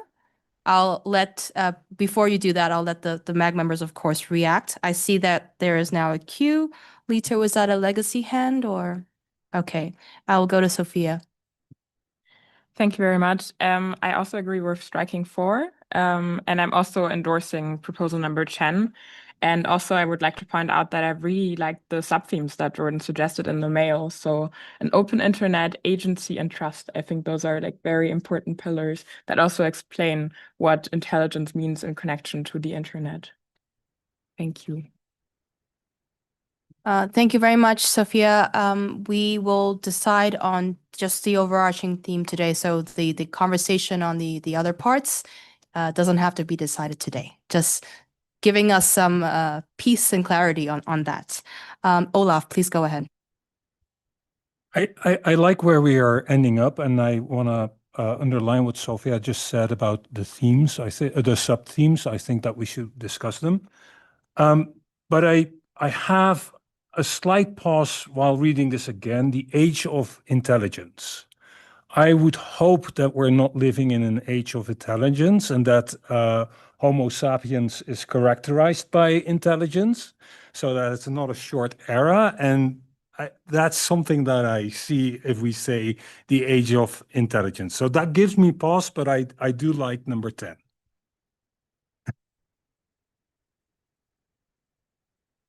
It's also the context of the conference, right? So we know what intelligence we are talking about based on the context. We're not talking about human intelligence as such. Yeah.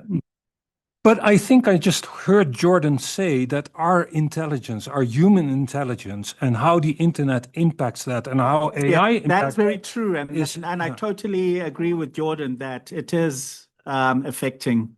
But again, let you guys talk. Well, I listen. But I agree with what Jordan is saying, that it is affecting our intelligence, it is affecting our executive function, etc. Thank you, Olaf. Thank you, Chengetai. I like that it's provoking a lot of thinking and discussion. Intelligence can mean lots of things, and I think it's also okay that it means lots of different things to different people, because that is the beauty of the IGF. We have all kinds of ideas that we can discuss there, whether it's human intelligence or not, whether we're going to philosophize about how we're looking at that or not. So now I will go to, I see Mokhtar's flag up. So Mokhtar, please go ahead. Quick one. I just wanted to comment on all of the comments. We are not living in the age of Terminator. Just now, having said that, I see movie screening. okay. Now, just to say one thing, I will modify number 6 and open to support number 10. Right. The number 6 will be governing the digital future. That's it. Just governing the digital future. And I am open to number 10. So just to make it short and sweet. Thank you, Mokhtar. We like short and sweet here. Can I ask, I actually don't know where number 6, the original number 6 came from. So if it came from you, so I see. So let's strike that, because you've now given us another formulation. So we're okay to strike 6. Let's also strike 4, because I heard some agreement to that. And can we underline 10? Because just underline it for the moment, saying that's the leading one. Yes, let's underline 10, because we've heard quite a lot of support for it so far. So let's underline that. Mm-hmm. Okay. Zhang Xiao, please go ahead. Well, I fully understand that. Well, I don't think we should limit it to the internet. It's too narrow. So that's my main point. So I will suggest the original one, governing the future of intelligence, if we cannot reach agreement. Or we can choose 11, that we can add something like shared responsibility or something. I think that's fine, or something similar. Thank you, Zhang Xiao, for giving us a very good default, which is, the original formulation, or 11, which is, I think, Rajendra's proposal there, shared responsibility. Olaf, is that a legacy hand or is that a new hand? Okay. And now I will go to Karina.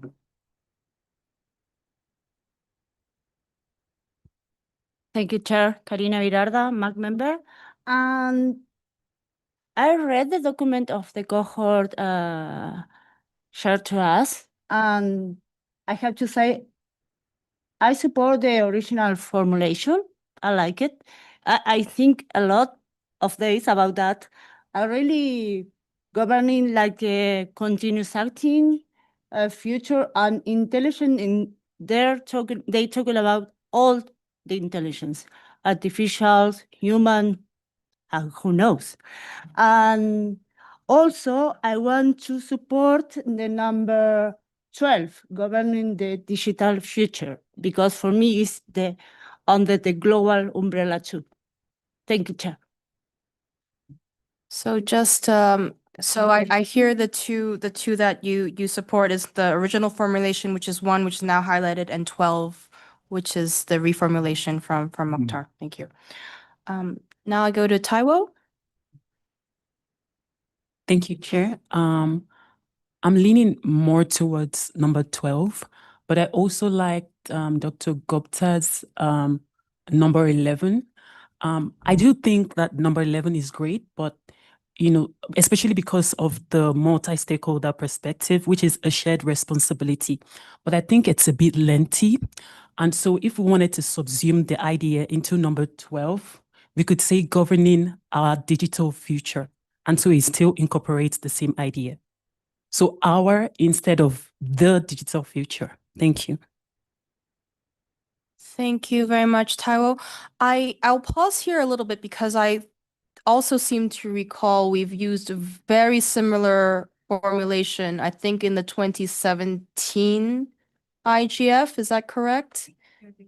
Yeah. So we also need to keep in mind we're not repeating too much or exactly the same one, even though, of course, in general, we are still doing a lot of things that are important. Madam Chair, which one is repeated? Which one is close? 12 is close to 7. Shaping your digital future, and now you've proposed governing the digital future. So there's only one word difference. So it's basically the same. I didn't know that. And I'd be so- willing to withdraw number 12 if it is similar to what had happened. Yeah. Because we are not into repetition, we are into innovation. Yes. Yeah. Then I will go back then and request to delete 12 and I second number 1. Okay. Thank you very much, Mukhtar. And I just want Secretary to share again that table of previous overarching themes, so we have that in our mind as we go through this discussion. Okay.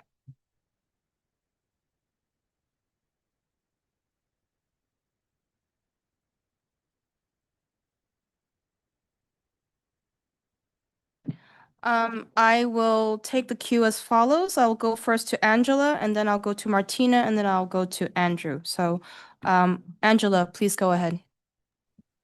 Thank you, Chair. Looking at the list on the screen on the name, thank you, Secretary, to put that in there. It really helps to conceptualize it. I'm flexible with 10 and 11, although I have a slight preference to number 11 because it captures the initial idea of our Kenyan host about the intelligence, and it really sets it apart from past topic. And I like the word, I like the term a shared responsibility. I think that clarifies the multi-stakeholder nature of this event. And I can't remember who said it, but perhaps the word governing our future of intelligence, perhaps I can be flexible at that too, but I'm not bolded with my view. 10 and 11 are great. I have a slight preference to 11. Thank you. Thank you very much, Angela. I think we're kind of converging around 3 of the proposals, but I won't eliminate the others just yet. We'll go through the queue and let's see if we can strike out a few more. Next, I will come to Martina. Martina, you have the floor. Yeah, thank you very much, Chair. Exactly. Also in the chat, we a little bit discussed, but about AI shaping our digital future is really not original.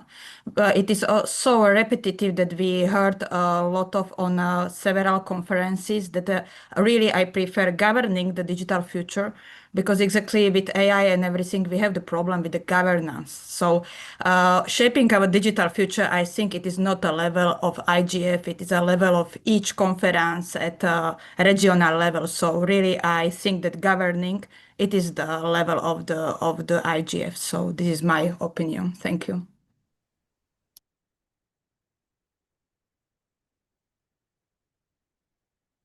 Thank you very much, Martina. So I think I heard you also say we should be striking number 8. Is that correct? Yes, and governing the digital future is, I think, really important. Thank you very much. Okay. I'm just double checking because I see some legacy hands. I'm just going to clarify. Taiwo, is that a legacy hand that you have? Okay. So I will go to Andrew and then I'll go to Jordan. I see 2 flags in the room. I'll go first to Odas because I think he put his flag up first, then to Saba. So Andrew, please go ahead. Thank you, Madam Chair. Excuse me if I haven't put my video on. Begging from the recent data, according to Cloudflare Radar, which in the June 2026 publication, you see that bots and AI agents now account for 57.4% of HTTP requests worldwide. This begs a question like, in terms of the future, we have to really inculcate the rise of AI and also autonomous agents on the internet. And so in terms of this, I was thinking, and I was also supporting the 13 and the crossed out 12, and which I accept to be crossed out because of the generic nature of the wording. So I was thinking maybe like if it's governance, it should be governance of the autonomous future, maybe, and also making sure that it puts into focus that there's rise of these autonomous agents that we are currently facing at the moment. Thank you. Thank you very much, Andrew. Just making clear for MAG cohort, I think Andrew is a community member speaking. We need to take MAG member opinions into this particular item for discussion. Of course, we welcome community input, especially in the chat. Thank you very much. Now I'll go to Jordan, then I will go to Odas, then I'll go to Saba, and then I can't see that flag. Okay, if you can just turn it towards me so I can see. So first, Jordan. Thanks, Jen. Didn't have enough sleep. I was waiting too long for food last night. This is the MAG at its best, having this kind of discussion. So this is awesome. I like the shared responsibility idea in number 11. I think it's implicit in what the IGF is, and it helps to make that more visible to people who are not knowing that. But I keep coming back, and I'm at danger of sounding like an old codger in this. Countries last year reaffirmed the Internet Governance Forum. They did consider changing the name to the Digital Governance Forum, and they did not do so. And countries all around the world, by a grumpy consensus, also re-endorsed the Tunis Agenda. And the Tunis Agenda says that internet governance is about shaping the norms, principles, blah, blah, blah, that shape the evolution and use of the internet. And the evolution and use of the internet is kind of everything in our technology world that is connected, that has connectivity. It isn't some standalone device that might be digital, but has nothing to do with being online, right? So all of the topics that people are talking about do fit in that definition. And I think we really lose the distinctive element of the IGF in the thousands of conferences and events that there are around the world if we give up on the concept of internet. And it's been a few years since we used it. And I think there's a case to be made that one of the distinctive values of this forum is to bring to the fore again the fact that the internet is the underlying fabric that enables all this stuff. It's the general purpose technology at the heart of our digital lives that makes it able to do the things we all expect digital services to do. So I'm not, so that's one thing. So I think that digital is a problem. If we went to some of these options that don't talk about either digital or the internet, I think we're making a massive ambit claim that we have no mandate to do. Governing the future of intelligence. It's a great tag phrase, but what mandate do we have to adopt something like that? You know, people, psychologists will read it and say, who do you think you are? People who are worried about spying will go, are you trying to spy on all of us? You know, or the security services will go, are you trying to tell us how to do your jobs? It introduces massive ambiguities. It goes outside the scope of the IGF. And I would find it very difficult to be able to say to our community, yeah, this is consistent with the job that we're there to do. So I think that the future of intelligence on its own does not work as a concept for this forum. But I think the insight there, as I explained earlier, is really important to build in. So I think building the bridge, something about the internet, something about governing, and something about the future is something we should do. So that's, I don't think governing the future of intelligence is something that the MAG should agree. Thanks. Thank you very much, Jordan. Thank you for reminding us, of course, that the Internet Governance Forum is special because we have that special lens of looking at it through how our permanent mandate was, you know, I guess, achieved, right? Do appreciate that. MAG members, please give it a good thought as well, because again, we're not fighting for the existential right of the internet governance to exist anymore. We have that, but we need to make sure we showcase the special part of what Internet Governance Forum, the IGF, actually means for all of us. With that, I will, now I don't remember. I think I was going to the flags in the room and then I'll go to Lito. So first Odas, then Saba, then Maria, and then Lito. So Odas, please go ahead. Thank you, Jane. I think I was hesitating between 10 and 11, but I find myself drawn to 10 more because 11 talks about a future of intelligence. And when we think about governance, especially of intelligence, we can all agree that we're already trying to catch up when it comes to governance. So I would lean more towards the age of intelligence because we're already in it and we're already trying to catch up when it comes to governing it. So I have a strong support for 10. Thank you very much, Odas. Before I go to the rest of the flags and the hands in the queue, may I be a little provocative here? I don't see anybody speaking up for 2, for 3. So think about it. Let's see if we can also strike those. I'm sorry? 7. And 7, 5 and 7.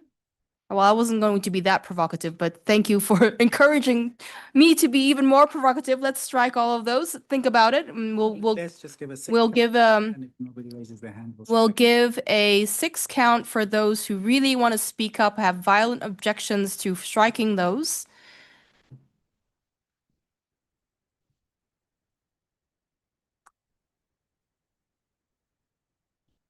I'm not seeing violent objections, so let's go ahead and strike those. Go slowly. I want to give us all the time in the 6 count. Okay, so now I will go to Saba. Please go ahead.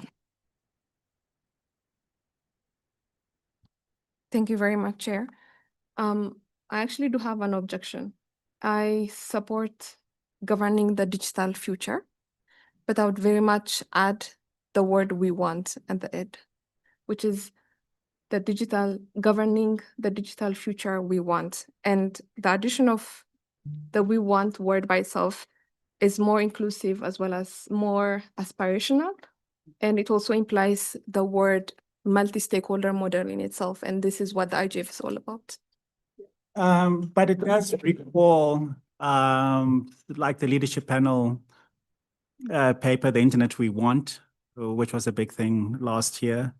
And I also think it is a little bit similar to one of our past It reuses the digital future Yeah. formulation, which we have had. So yes, so that's the thing that it's, I mean, by itself it's good, yes, but since we're trying to break away and do something new, that's the reason why we think it should, we can't reuse it. We can't reuse it because we've reused most of that before. We've had both. Mm. Future Yeah. formulation. We've had the both we want and the digital future. So yeah. So I guess a clarifying question is, Saba, are you okay with withdrawing that particular proposal after that explanation, or do you want to perhaps come back with a different proposal or express support for any of the ones that are currently highlighted? You don't have to answer right now. You can come back in the queue once you've thought about it some more. Okay, I will now go to Maria. You have the floor. Thank you, Chair. Carmen Dennis, MAC member. Bueno, I support proposal number 10 because the core of this new and special IGF phase is to reaffirm support for internet governance at the digital turning point driven by the intelligence, human or machine, artificial or whatever. That's all. Thank you. Thank you very much. I'm hearing a I'm hearing quite I'll pause so the speaker can be turned off first. Yeah. There. Okay. So I'm hearing expressions of support for 10. I heard some for others, but I think there's a slight more preference for 10 for now. Let's carry on down the line. Lito, please go ahead. Thank you. Well, as I said, I support 10, but I wanted to add a couple of things. I mean, one of them, I think he has been mentioned. Our mandate is governing the internet, and the internet is the base technology for everything. I mean, artificial intelligence, Internet of Things, blockchain, you name it, virtual reality, whatever.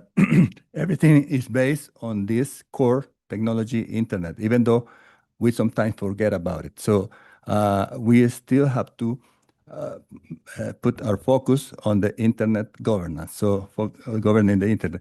And another thing regarding 10 is that we type of, how do you say, we paint the governing of internet in the age of intelligence, not only because which is a logic thing, artificial intelligence, but also regarding children, but also us.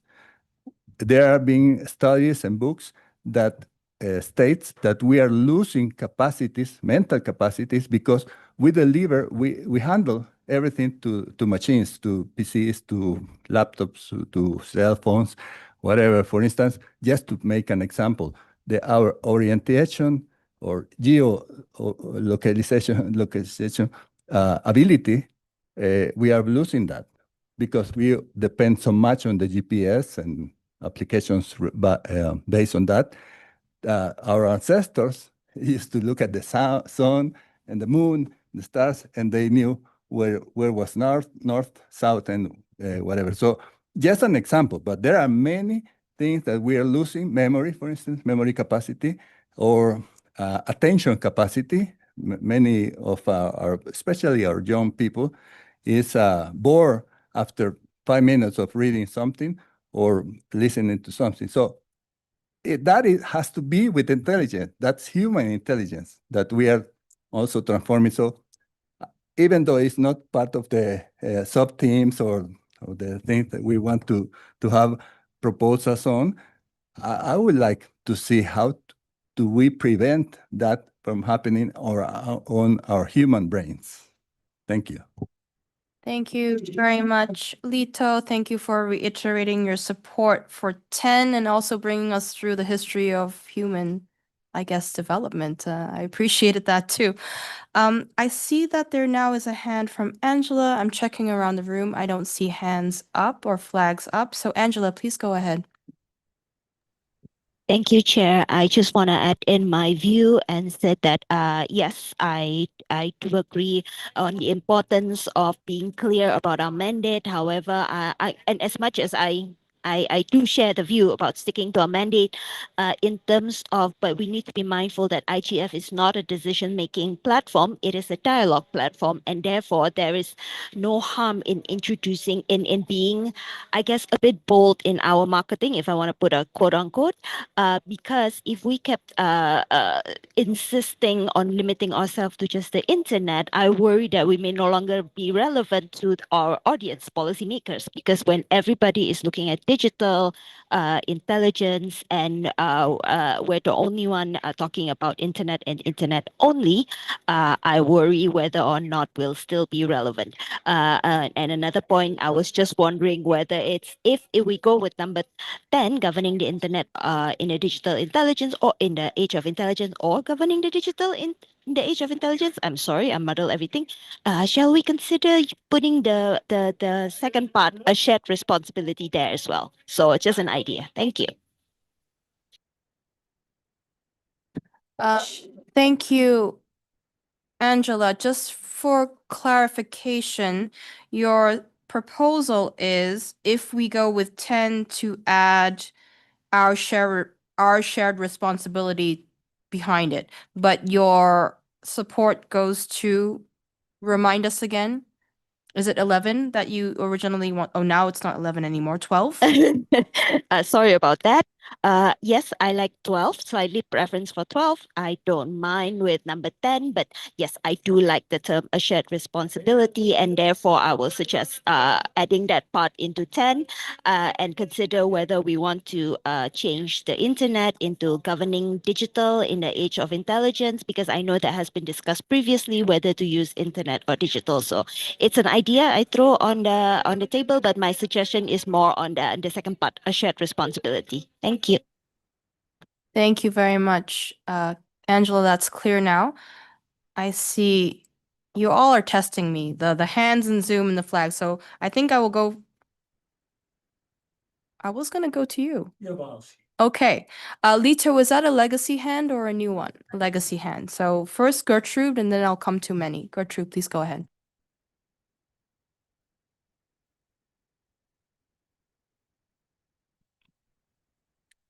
Thank you, Madam Chair. I'm from private sector and I'm from Côte d'Ivoire.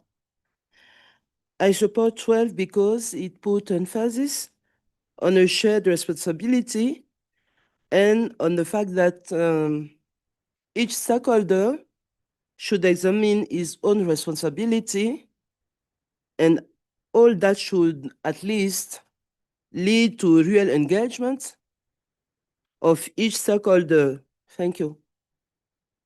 Thank you very much, Gertrude. I think our secretariat just kind of shortlisted. So you mentioned 12, but I don't know what 12 is anymore. So if you can take a look at the current list and then tell me which one it is that you have support.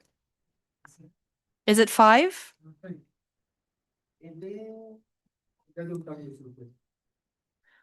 Five. Okay, thank you very much, Gertrude. Thank you. Many. Thank you, Chair.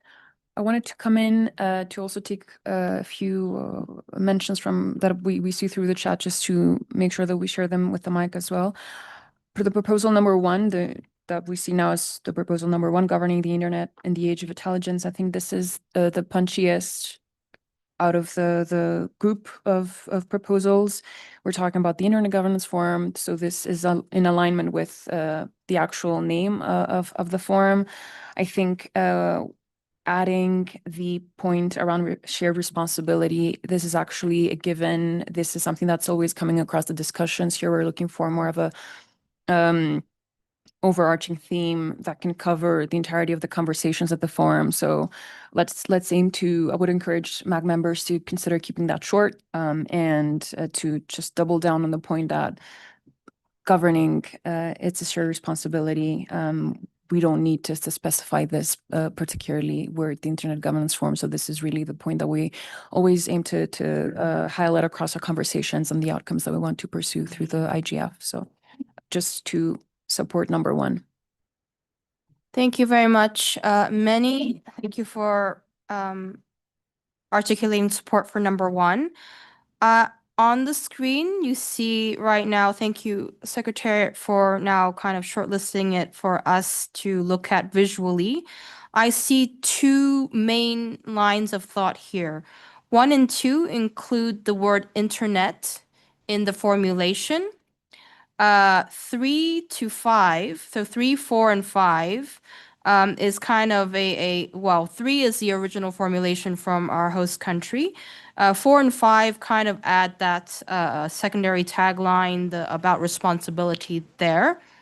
I see 6 and 7 are now put off to the side with some space. May I actually, again, be provocative because we are circling down and we are going to make a decision here. How do we feel about striking those? Because now, I mean, the concepts there that really we've been converging around in this conversation seems to be from 1 to 5. I will, of course, go back to Saba because I think Saba did propose number 7. If you've given it some thought, you're okay with us taking it out. So let's just completely delete that one. And then for 6, governing our future of intelligence, I will also propose striking that. I'll give it a very slow 6 count for violent objections.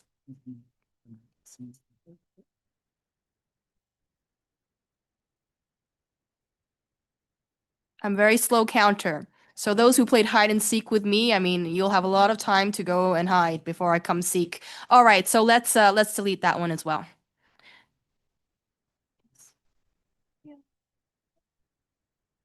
Yes. Okay. I see a hand up in the Zoom. Alan, you have the floor. Thank you, Madam Chair. I want just to endorse number 1. I pretty much agree with what many say that we need to keep it short. It's also very much important for translation for our languages in the United Nations. Thank you. Thank you very much, Alan. Thank you for bringing up something that is really very important that we actually haven't talked about yet. Translation. Not everybody's mother tongue, first language, native language is English. We need to make sure that it makes a lot of sense for our global community. I think that's definitely a very good consideration here. Also a good consideration about keeping it short and punchy because the longer you have it, the more words you need to translate, the more margin of error you have in translation for people to understand. So thank you very much for that intervention. Very, very appropriate and very timely as well. I see that there is a flag up in the room from Gertrude. Gertrude, you have the floor.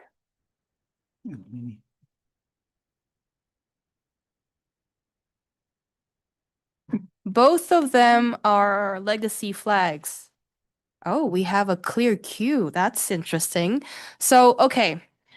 We do have a little bit of time. I really do appreciate the very good discussion and, MAG members really trying very hard to come to good compromise, to good ideas, taking on a lot of the inputs, really giving it good consideration. Again, I'm going to reiterate, there's 2 main lines of thought here. I've been hearing a slight majority, not even a slight majority, I've been hearing a majority support behind number 1. The argument behind that is that it includes internet because the Internet Governance Forum is about the internet. I also heard support behind keeping it short and punchy because it is, I guess, it is something to do with marketing. It is something to do with, again, I think Alan mentioned very appropriately when we were considering translations. That's also very important. Those who have also indicated support first for the original formulation and then the consideration about, the shared responsibility, I'd like to probably give you a little bit of time to think and maybe, either reiterate or reformulate that thinking behind it, or if you have been convinced by the continuing dialogue that we've had, and see if we can come to, an even clearer majority or clearer consensus behind either of them. Thank you for putting that space between.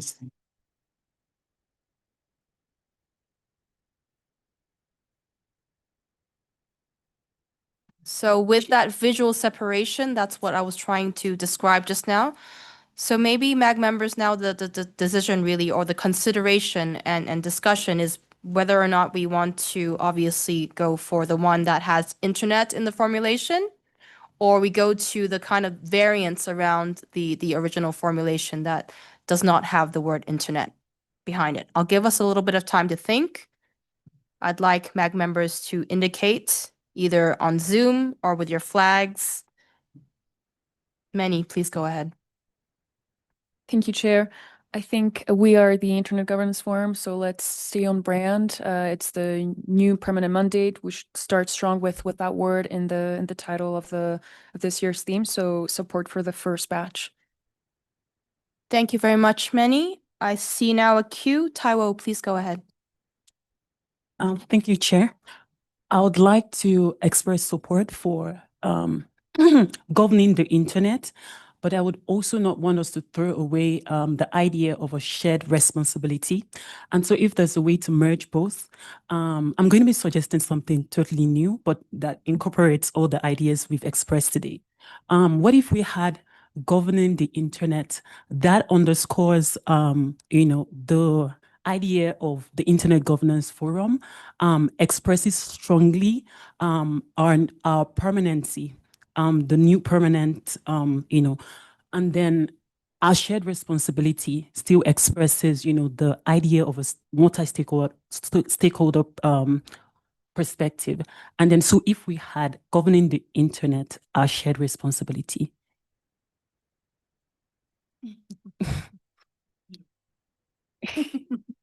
Again, just throwing this out there. I mean, we are the Internet Governance Forum, so whatever we do, Internet Governance Forum, IGF, Internet Governance Forum 2026, and then we have governing the internet.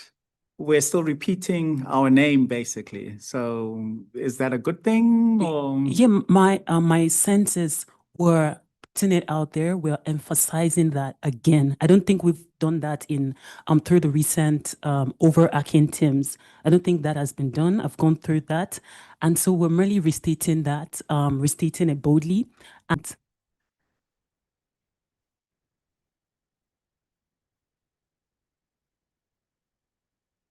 Thank you. Thank you, Taiwo. I know that the Secretariat's now including your reformulation in the first batch that includes the word internet. Long queue. Great. I like this. Sophia, please go ahead. I just also wanted to express my support for one. I think governing the internet in the age of intelligence really is a compromise between the host's proposal, but our focus on the permanent mandate, so I can second that. And also just endorsing what Jordan said about confusion regarding only using intelligence. I think that 4, 5, and 6 are kind of confusing, especially for newcomers. And as you said, there are so many different AI conferences, and I think that governing the internet would really distinguish us from those other four. Thank you very much, Sophia. I'm hearing a lot of support for the first batch. Oh,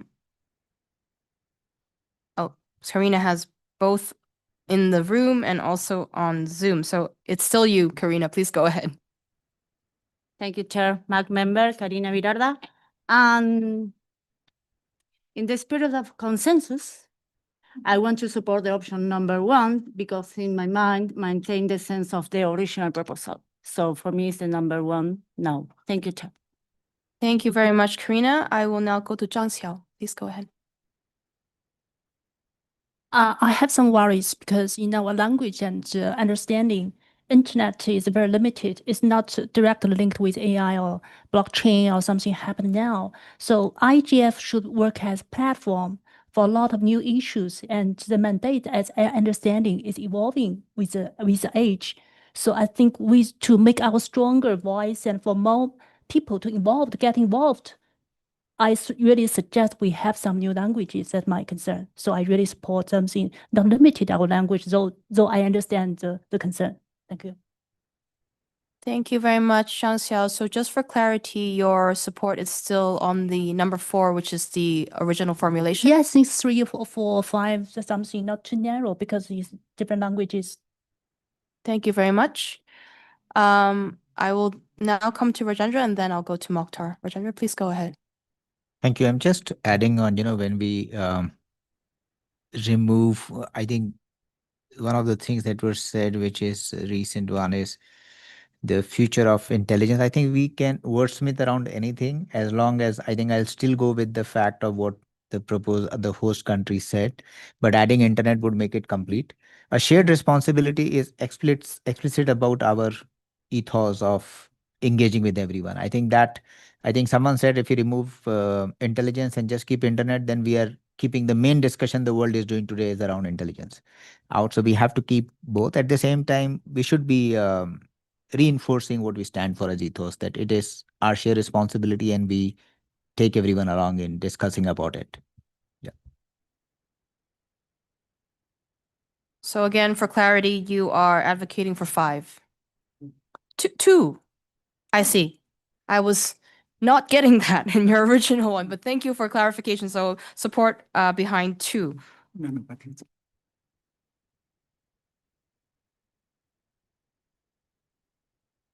So that, again, for clarification, it's the formulation with the word internet in it. Okay, thank you very much, Rajendra. Mokhtar, please go ahead. Again, our concern is the future. Our concern is the future of intelligence, be it human intelligence or be it artificial or in between. So I still believe that now, come to think of that, number 4, the original version is actually perfect.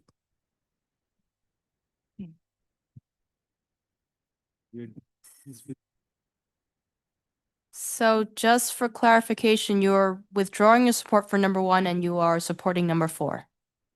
Yeah, 4 is good.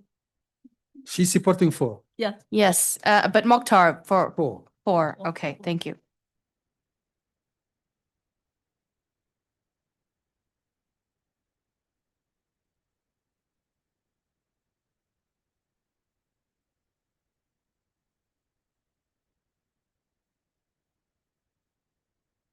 Thank you very much, MAG members. Sorry, Chair, and it is politically correct too. Number 4 is politically correct. I see. Thank you very much for giving clarity on that as well. I'm wondering, and I'm looking around the room, and I'm looking around the Zoom room. You could, well, virtually looking at the virtual Zoom room. For any MAG members who have not spoken up yet regarding now, the decision right now is the formulation with the word internet, the formulation without the word internet, which is the variance on the original formulation. Again, by rough consensus, I've been hearing the majority of the support with the formulation of the word internet. I did hear, of course, the most recent two interventions strongly supporting the original formulation, which is the number 4, the original formulation from host country. I see a hand in Zoom now. Peace, please go ahead. Chair, I'm taking the floor because you said those of us who have not said the thing on this.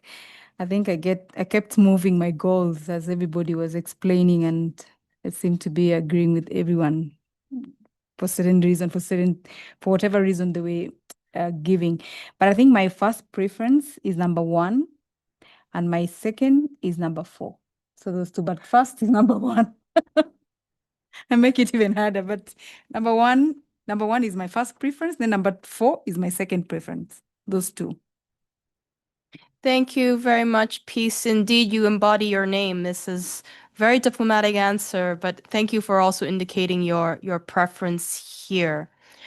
I do note there is a hand in the room right now, but this decision making really, the responsibility is on the MAG. So I would encourage you to, put your thoughts in the chat. I think a lot of people have been also doing that, and it's been helping the MAG to think about their decisions and think about their interventions a little bit more.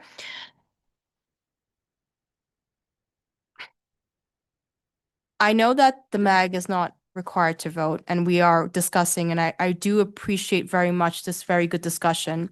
We've been circling around this. I've been hearing, again, a majority of support of including the word internet, even though we, of course, in the full tagline, we would have Internet Governance Forum, and then the the repetition of the word internet in the formulation, and many MAG members have actually said, you know, this actually reinforces a permanent mandate. It actually gives us, you know, a stronger sense of exactly what the mandate of the MAG is, really talking about that. We did hear some support for 4 and the variants of 4. But again, we are not going to vote. We are going to discuss. And I would now ask those who have been indicating the support without the with the formulation internet in it, whether or not you are able to live with. So I guess this is now, can you live with a formulation that includes that? And of course, at the end of the day, when we go to next steps and I'm looking towards our secretariat team, this will of course be conveyed to our host country co-chairs. We will have a discussion there. Of course, we're not going to foist or force them to accept any of this, but of course they will be listening to all of the very good contributions, inputs, arguments, and reasoning behind where the MAG has come to it. I'm sure, as Ambassador Tigo has expressed over the past 2 days, he's very open to listening to a lot of this, and he's very considered in his response. I will not speak for him, but that's probably where the next steps might look like. We have to give him a. Yes, exactly. We have to show it to the host country and give them a chance to respond and to express their opinions on the line, which they can live with. Yes.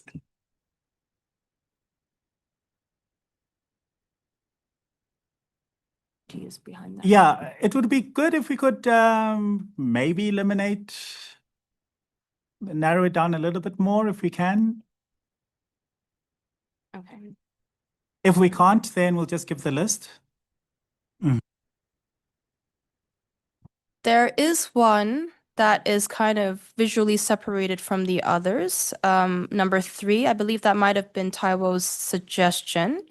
Taiwo, do you want to still keep that proposal in the mix, or you're okay with us striking that and looking at the 2 batches? I'm okay with striking it out. I do see that there's a restatement of the same idea in all the other recommendations. Thank you. Thank you very much, Taiwo. Thank you for graciously being okay with striking that. I know you tried very hard to kind of bridge that as well. I do appreciate a constructive proposal there. For the second batch, 3, 4, and 5, I'd also like to strike one of them. There's the A shared responsibility and an R shared responsibility. I don't recall who proposed that little adjustment there.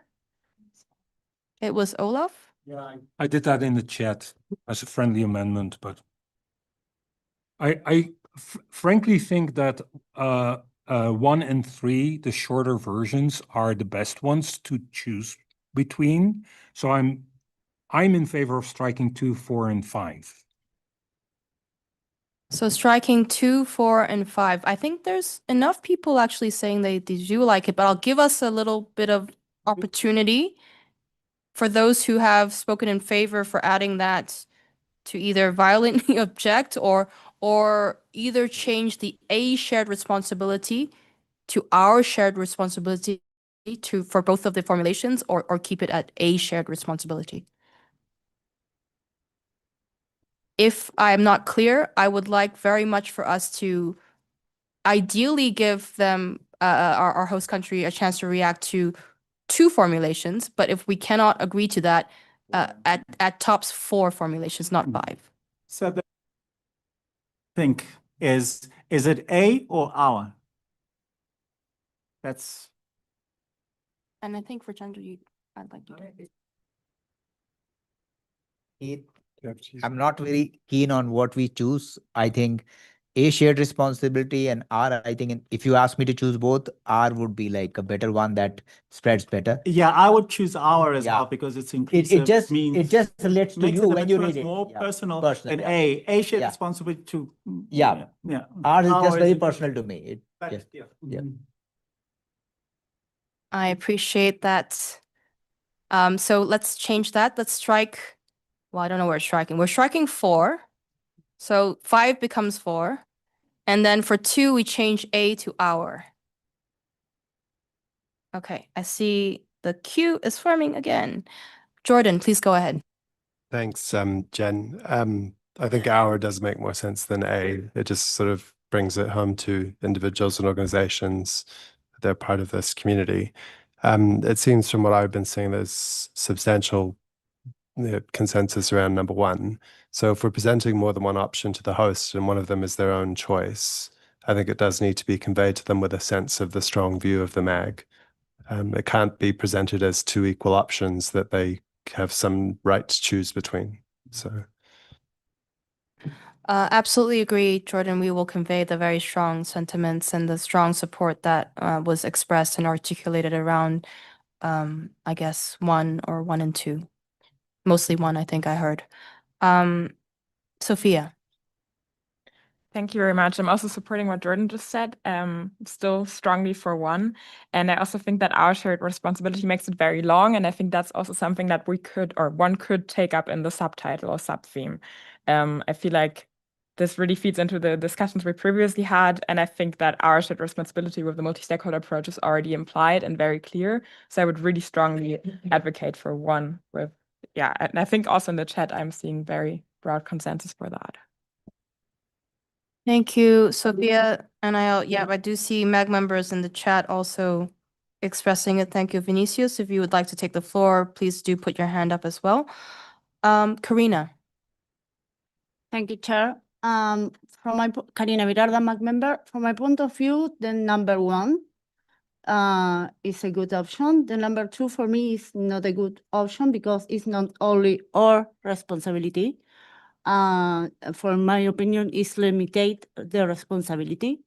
And the good offer is the number 3 because it's the original formulation. That's my voice. Thank you. Thank you very much, Karina. I think we're circling and circling. I think we have to be very clear here. Thank you, Sophia, also for suggesting that, the our shared responsibility bit could be in the subtitle visually.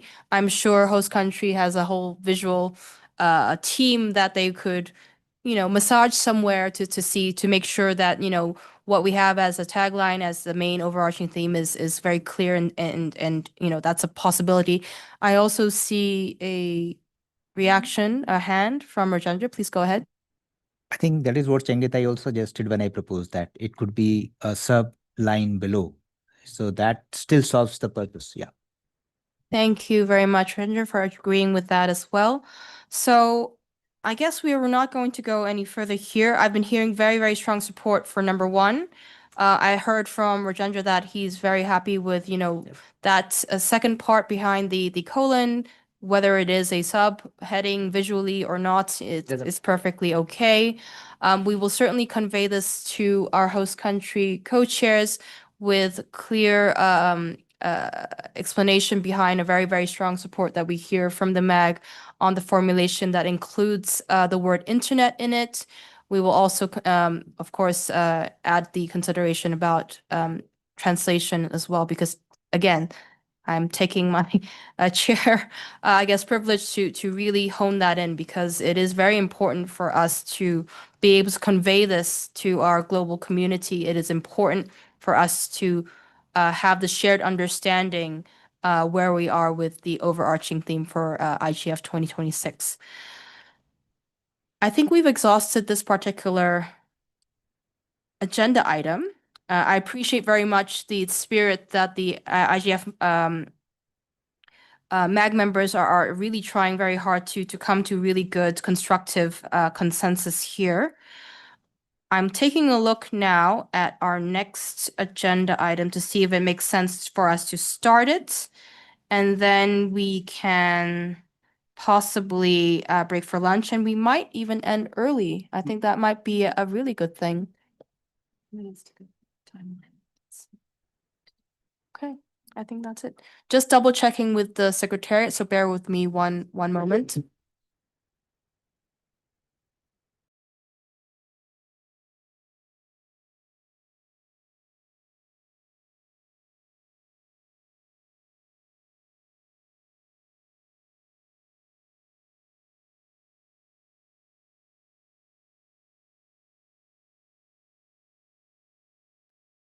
Okay, so actually we can go to our timeline.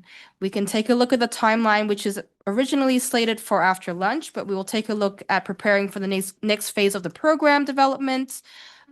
With that, I'll pass the floor over to our secretariat and giving them one moment to pull this up because again, sorry for surprising you before lunch to show this to us. It is very important for us to have a good understanding of what the milestones we need to hit before our next open consultation and MAG meeting, the face-to-face and hybrid meeting that is scheduled for September. I know that Secretariat is now bringing this up on the screen. And it is now up, so now I can pass the floor over to Eleonora.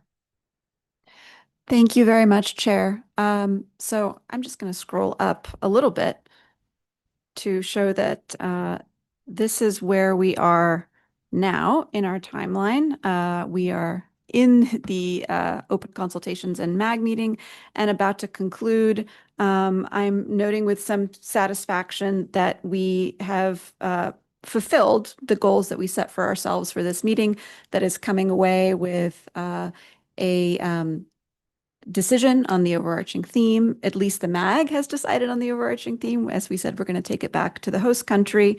We've decided on our intersessional policy activities and who's co-facilitating from the MAG. We've decided on our working groups. We've had a very good discussion on the program and inputs from the MAG that we're going to use to shape the program. And we have also agreed on the call for session proposals. So with that, I will move on to the next milestones in the timeline, which is the call that we discussed. Again, the dates will be from the 29th to the 31st of July. So the community will have about a month to make those submissions.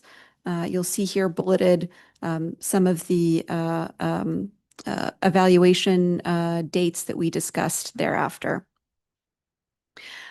Timed with the call for session proposals will be the call for village booths and the call for remote hubs. So we've aligned them for simplicity's sake, and so there's no confusion about deadlines for our participants.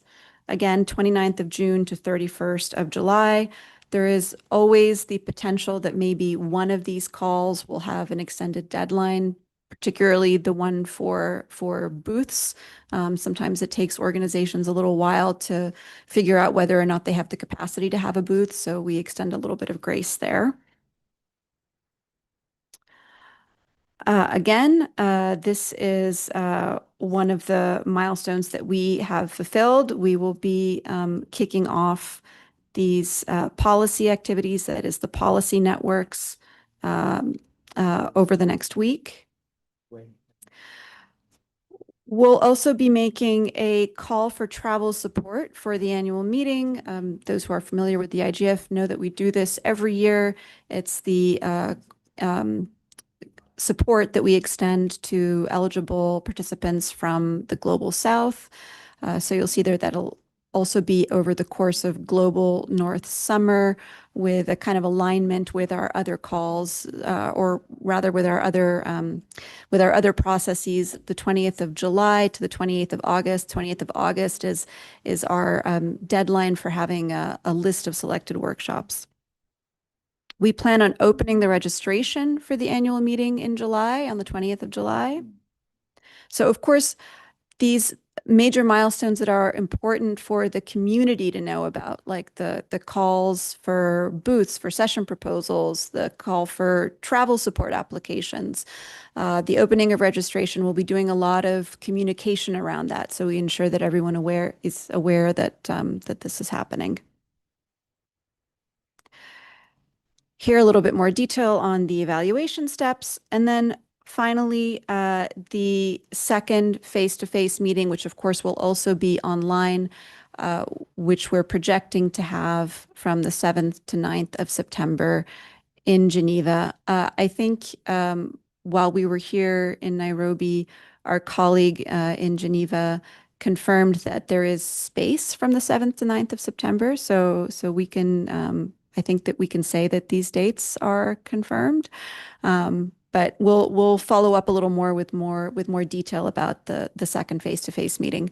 But I will stop here because these are really the milestones that are ahead of us between this meeting and our second meeting.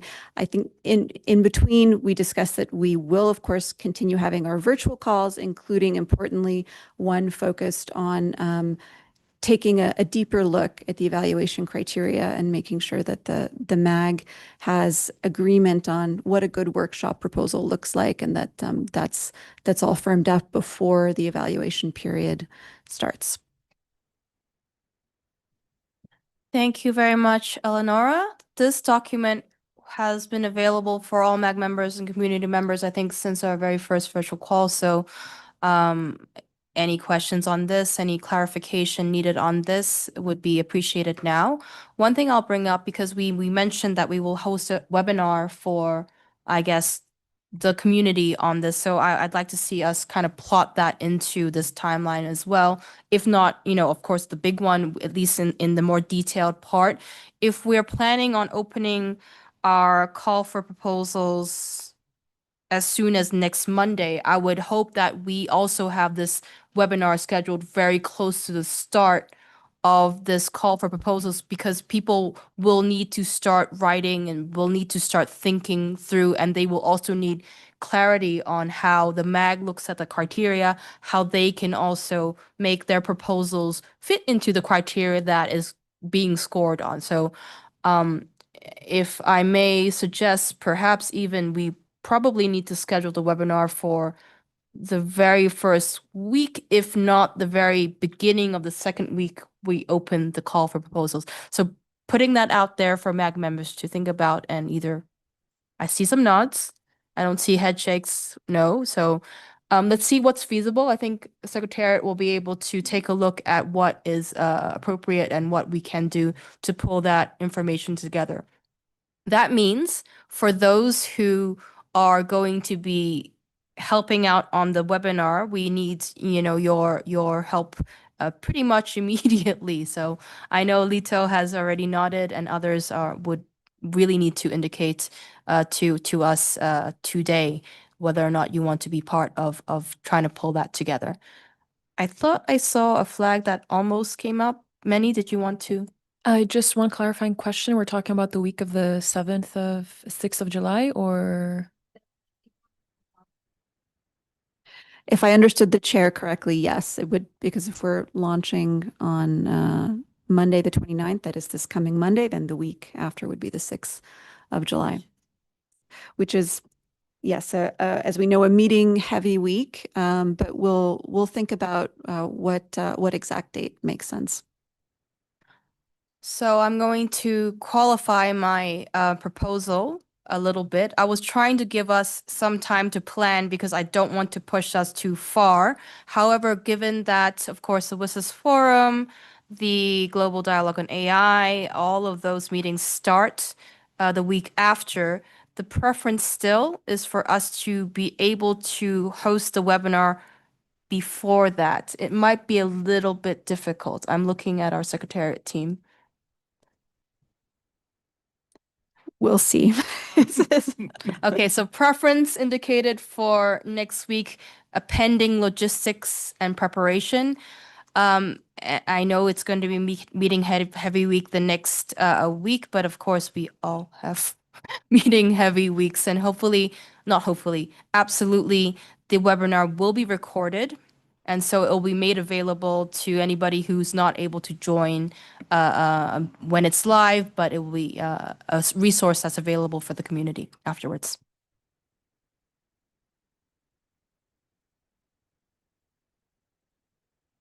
Jordan, please go ahead. Thanks, Jen. It was just about, very practical, boring question around the meeting in September, whether you think those dates are firm enough for people to make arrangements to be in Geneva or not. By you, I mean the Secretariat. Yeah. I can give you a week. Yeah. Thanks. Thanks, Jordan. Not boring questions, important questions. Logistics is always appreciated. I don't see any other hands on Zoom or in the room. Are we very clear with our upcoming timeline and work we need to do? I see there seems to be a question in the chat. So, Octavia, did you want to articulate your question on audio? Yes, thank you, Chair. The answer from the Secretariat on the firmness that Jordan just posed, we didn't hear what the answer was. I don't think the microphone was on when the Secretariat answered. Oh, sorry. Yes. Sorry, Octavia.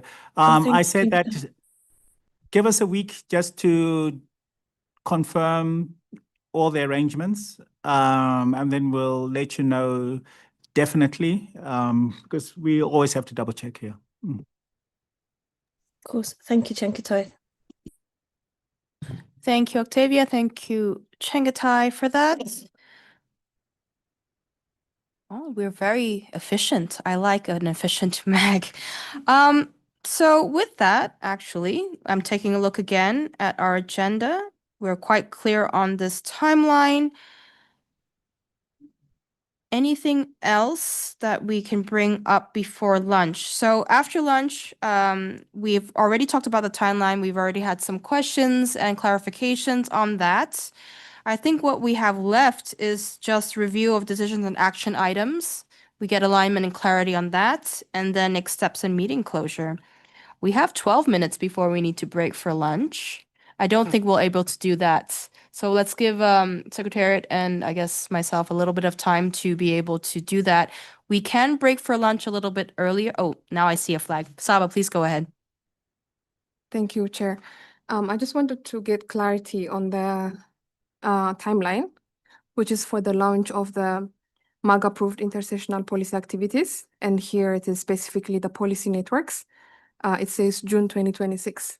I just wanted to maybe get a clarity about what the logistic would be regarding the hiring process from the IGF Secretariat perspective. I'm sorry, your voice was very faint. The hiring process for the consultants? For the consultant, yes, because we are aiming for June. And how's the feasibility? It usually takes us a month to onboard because once we have the terms of reference, which we do have, we just have to modify it slightly. We need to advertise it, minimum 2 weeks. And then the HR process, so usually minimum, this is a month for the onboarding of a consultant. But it's an open application. Anybody can apply for it. So if you know anybody whom you think would be good for it, you can just point them to the thing. We will tell you on the listserv when it's up. Yeah. So the launch here is just a launch. Okay. And then the real work will begin after the hiring process, right? Yeah. Okay.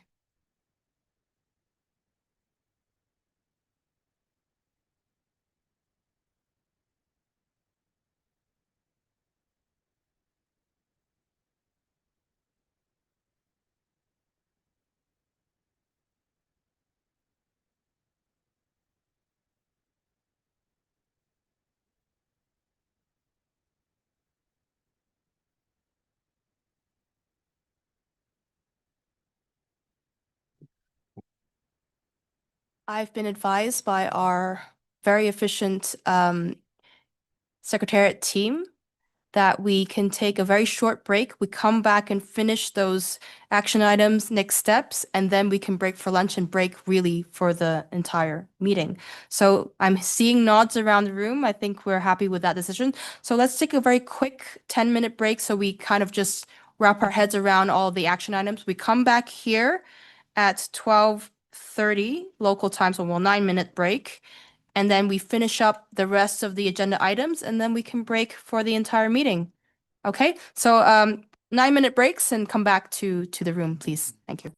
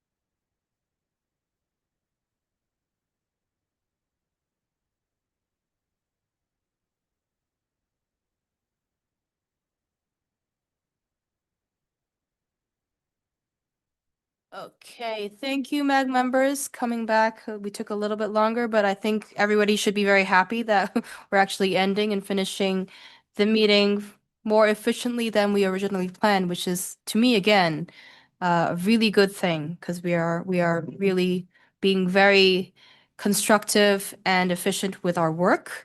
As the Secretariat brings up the action items and decisions taken on the screen, I'll give Eleonora a bit of time to be able to show that up on the screen. I'm going to respond to a question that was put in the chat before we took this small break. So yes, Secretariat will be sharing the related activities in the upcoming Geneva WSIS week. I think across the mailing list. So take a look at that. Keep an eye out on that. I know there will be MAG members and other community members who will be in Geneva that week too, and they would be interested to be part of any IGF related activities. And in the same vein, I also encourage MAG members to let us know if you are involved with any activities to do with the IGF, of course, so we can also capture that. With that, I see we have the decisions and action items on the screen, and I will read them out for us. First item, we have decided on the 4 policy networks and the 2 working groups and all of the stakeholder group coordinators. You know who you are. I read them out this morning very badly, but of course we will circulate that in writing again so everybody knows. Secretariat will be reaching out to all of these co-facilitators to send instructions on the actual next steps, including, I think that's MAG working groups, right? I'm trying to multi-stakeholder groups. Yes, sorry, I don't know all the abbreviations yet. And then the Secretariat will be reviving the mailing lists for all of these working groups, these policy networks. So all of these logistics will be circulated. Second decision taken is a MAG commitment to work closer with all of the intersessional activities. We heard very good updates from the dynamic coalitions, the NRIs, the youth track. So the commitment again is for MAG to work closely with all of these strands of intersessional activities, a closer coordination, information back and forth, and planning, execution of all of the items that we need to do. Third one is program shaping. We all agreed to approve the user experience of the annual program and to ensure the communication among the tracks. And the Secretariat will be taking MAG input to use it for the program shaping and to update, of course, us over the course of our virtual meetings that will be scheduled for after this meeting. Fourth decision taken is to implement the government dialogue fully embedded within the IGF multi-stakeholder model. We had a very good discussion about that yesterday. I gave a recap of that this morning. So I think there's a good and strong alignment that this will happen and this will be implemented this way. Fifth one is we have all decided, thank you, for the call for session proposals. We have agreed to move forward with the previous session types to not limit the options on the front end to ensure we have a presentation of a substance forward program. Of course, also to ensure that everybody understands what these session types are. So the smaller actions that will be taken logistically is the Secretariat will ensure that this call makes a distinction between the substantive and the social sessions with different program placement and support. The second action is for Secretariat to include the AI chapeau, I think the language that was discussed at the top of the session proposal form and where appropriate. Third logistical action that has been decided is that Secretariat and interested MAG members to organize a webinar on submitting workshop proposals, clarifying what the criteria is so the community can be clear and also MAG members can be clear on criteria. The sixth decision taken is there was broad agreement to have the policy labs as a pilot. Of course, the caveat being that Secretariat will be taking the action to circulate the proposal that has been put forward by the European Commission, and for the MAG to take this up in depth in a future virtual MAG call. MAG will also be called on to decide on the policy lab topics, of course, after the bulk of our obligation of looking at the workshop proposals and evaluations. The sixth one is the overarching theme. There is very strong MAG support for governing the internet in the age of intelligence. We'll be conveying the whole package to our host country. Secretariat will be doing that to allow them to have a reaction. Of course, we will make sure to articulate there was very strong MAG support for one of the formulations. And then, of course, the other considerations regarding the subtitles, etc., will also be conveyed. I think that is the end of the action and decision taken list. I will pause here for any MAG members' reactions, questions, concerns. If we've missed anything glaring, please let us know.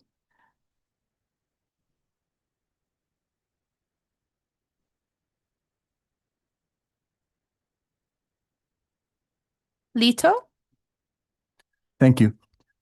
I was going to ask if we need to include here because we said it, in a virtual call for the MAG, we're going to go through the evaluation procedure criteria for the MAG, not for the proponent, but for the MAG. Do we need to include that or? Yes, we're adding that right now. Thank you very much, Lito. Yes, certainly we do need to go through that for the MAG. And I think it was Jordan's very good suggestion about the evaluating, I guess, thematic groups to also have a shared understanding, a baseline understanding before they start scoring. That would be useful. And indeed, the Secretariat will be happy to support that.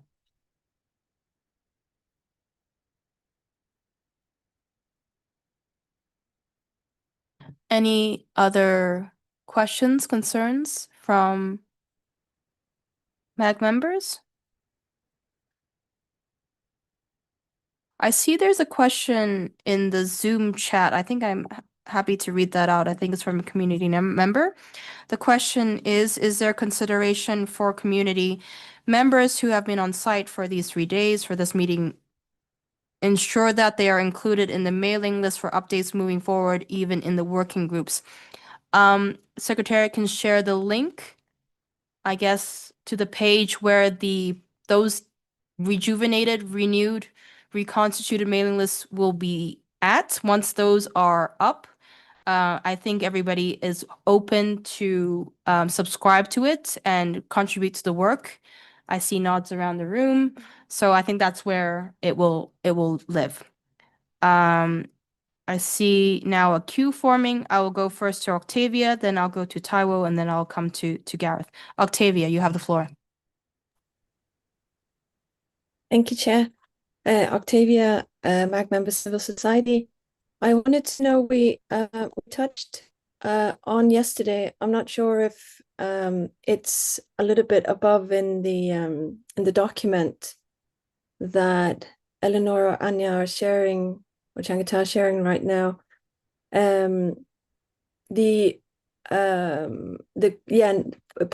Point 3, the user experience of the program ensuring communication among tracks. I was wondering if we have a timeline, and of course I'm not meaning a specific date or time in that sense, but the input that we had on perhaps looking at tracks engagement, main session, how to formulate that, which I think is what's covered under the Secretariat to take MAG input. If we have a timeline of how, in what timeline we will see that, particularly with the opening for calls and proposals coming up soon and the webinar, etc. I just wanted to know how those two things will interact. Thank you for giving me the floor, Chair.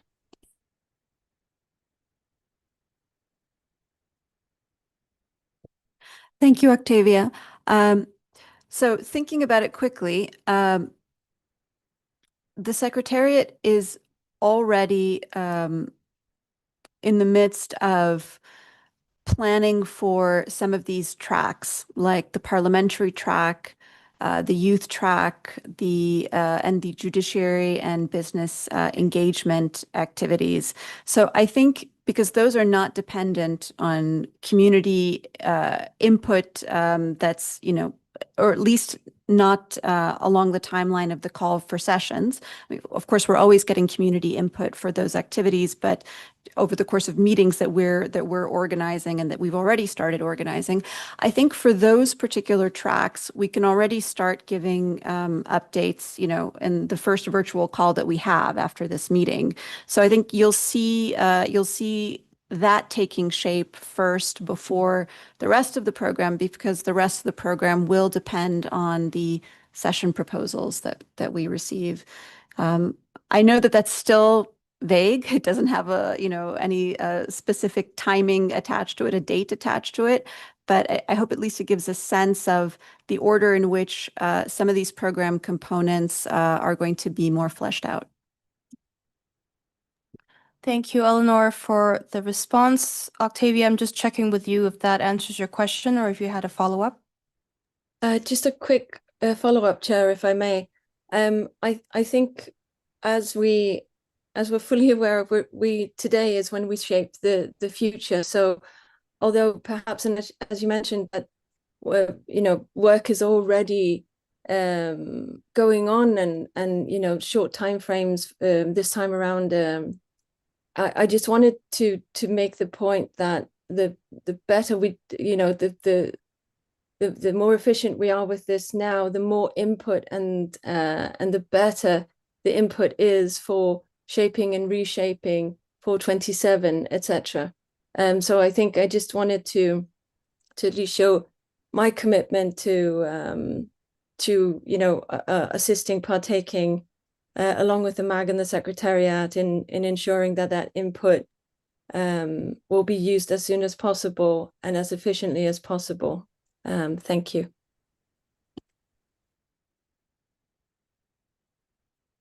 Thank you, Octavia. I'm very, very happy to hear about that commitment. And I think to be a little bit more specific, there'll be a draft version of the overall program that we plan to release in the beginning of September before the MAG's next face-to-face and online meeting, the one that we've been discussing in Geneva. So I think that is when there'll be the clearest picture of what the program looks like, and when there'll be, of course, the most obvious opportunity to make adjustments that cohere with the MAG's vision. Thank you very much, Eleanor. I see a thumbs up coming up from Octavia as well. And of course, I thank you for your commitment. I think all of the MAG members for their commitment to do that. And of course, Secretariat will be giving us updates as available. We'll be able to see this visually before we have the second open consultation and MAG meeting scheduled for September. See the queue is growing. I'll go to Taiwo and then Olaf and then Gareth. Taiwo, please go ahead.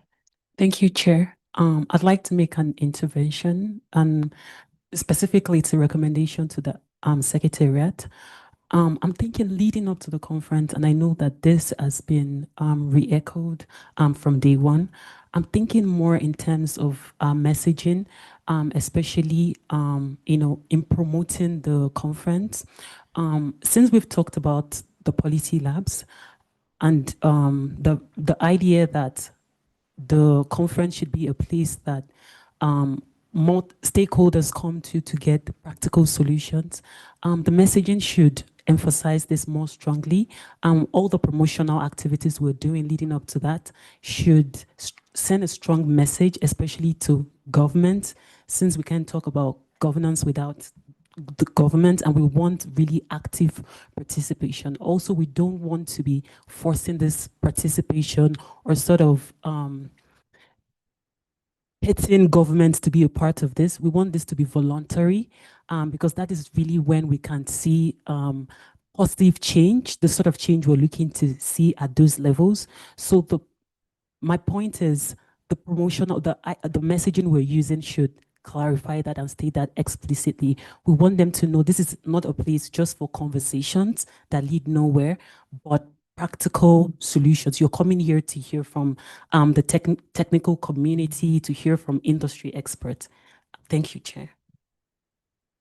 Thank you very much, Taiwo. Thank you for bringing up a really important point. I think we, over the 3 days, have discussed leaning on how we shape this narrative, how we intend for our messages to reach the targeted audiences.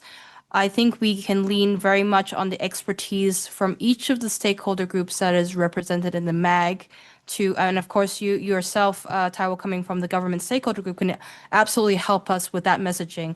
I think for the Secretariat team, there is already resourcing for the communications and I guess marketing/materials. I'm sure they will be happy to share this as appropriate, and MAG members will be able to weigh in and assist with any messaging as well. Specific to your point about getting the governments to realize the importance of their active engagement and participation. I think we also heard from the host country co-chair, Ambassador Tigo, about Kenya's commitment to making sure that this does happen for the IGF in Nairobi. So I'm sure we can count on their strong support as well. I will now go down the queue. Olaf, please go ahead. Yes, thank you, Chair. At the risk of abiding to the Parkinson's law of meetings, I have 2 questions. One is a rather practical, and I must compliment the Secretariat by the enormous energy that they've put into this meeting. It's very visible. The summaries by end of night, all of that, highly appreciated. But I go back to my first question when I was joining the MAG, and that was about the agenda and creating an agenda for which you can see immediately what is the topic that needs to be discussed. How can we prepare well? What is the purpose of discussion? Is that informative? All those type of things. What I noticed this week is a number of agenda topics where there were documents that I think we could have benefited from having a look at them before. So I would urge the Secretary to think about what material can be shared in advance. And I appreciate that sometimes things are just not ready before the meeting, but that I would like to give that as input, together with a strong appreciation for all the work that you do. Want to make that explicit. The second question is a little bit more substantive. It's about the multi-year theme. And I've heard you've said, we only have a 1-year mandate and we can only make suggestions about the future. But we haven't had the discussion about sort of longevity of program items. And I don't know where that fits and how that fits, but I think it's important because it's one of the things that came back, at least, from our perspective in the consultation that we did with our community. I think I saw something in the experts group talking about that, and we haven't had an opportunity to talk about it here, but I would like to give it to your consideration to put that on the agenda for a next MAC meeting. Thank you. Thank you very much, Olaf. Thank you for the first reminder. I think our Secretariat team is extremely diligent and hardworking, and I take that point very clearly and well taken. I think insofar as any preparation material as they are available, I'm sure the Secretary team will be able to circulate that for the MAG's preparation beforehand. The second point that you raised, I do take that as well. And of course, it did also appear in the recommendations in the expert group meeting and other recommendations coming out from previous MAG cohorts. One of the suggestions I heard during the discussion about MAG working groups is to have that allocated, perhaps, or given or tasked to a task force or a subgroup, of course, we should, as MAG, agree what it is we're tasking this task force or whatever it is to do. So point well taken. We will put that into an agenda item for a future virtual MAG meeting as well. With your indulgence, I will go first to the MAG members. So I will now take Rajendra and then Jordan, and I'll come to you, Gareth. So Rajendra, please. Thank you, Chair, and please pardon me for the lunch bearing on me. But that being said, have we done something on looking at reflections of IGF the last 20 years? Maybe created a, I'll say a short booklet about one page for what countries made a contribution of. That's one. And I think it'll be very interesting for us to look at reaching out through the parliamentary panel or through our ministerial, outreach right now, because the approvals in the government takes months. If you all want them, to be coming to us in the annual forum, I think our outreach should start now, because the file movements across government takes 4 to 5 months. That's one. Maybe also, I think, do we have a social media toolkit or a strategy for us at IGF? If not, could we develop one? Because we are all today what we are seeing in the virtual world. So maybe key quotes of each of those forums, going out. I'm sure that we had fantastic, all that I have attended over the decade are very interesting, and they are very important in shaping the future. That's all. I think 20 countries that contributed over the last 20 years. We should actually look at thanking them by showcasing what they did for us. So I think we encourage more countries to come forward. We did write a booklet, IGF the past 20 years, exactly, last year, which we were distributing to governments, etc., so that they get idea of the scope of the IGF, what we've done to benefit them as well, and also other stakeholders. So it is there. Just trying to find it on the website, and then I can send you the link. If we can share it on LinkedIn, and our MAG members and others can reshare, it amplifies what we are. It's already yes, ready, actually. Yeah, it's there on the website. It's just a matter of. Thank you, Rajendra, for the question. Thank you, Changatai, for clarifying where the materials are available. If we take a look at that and we find, collectively there's still gaps that we should probably fill, we can probably look into that as well. Jordan, please go ahead.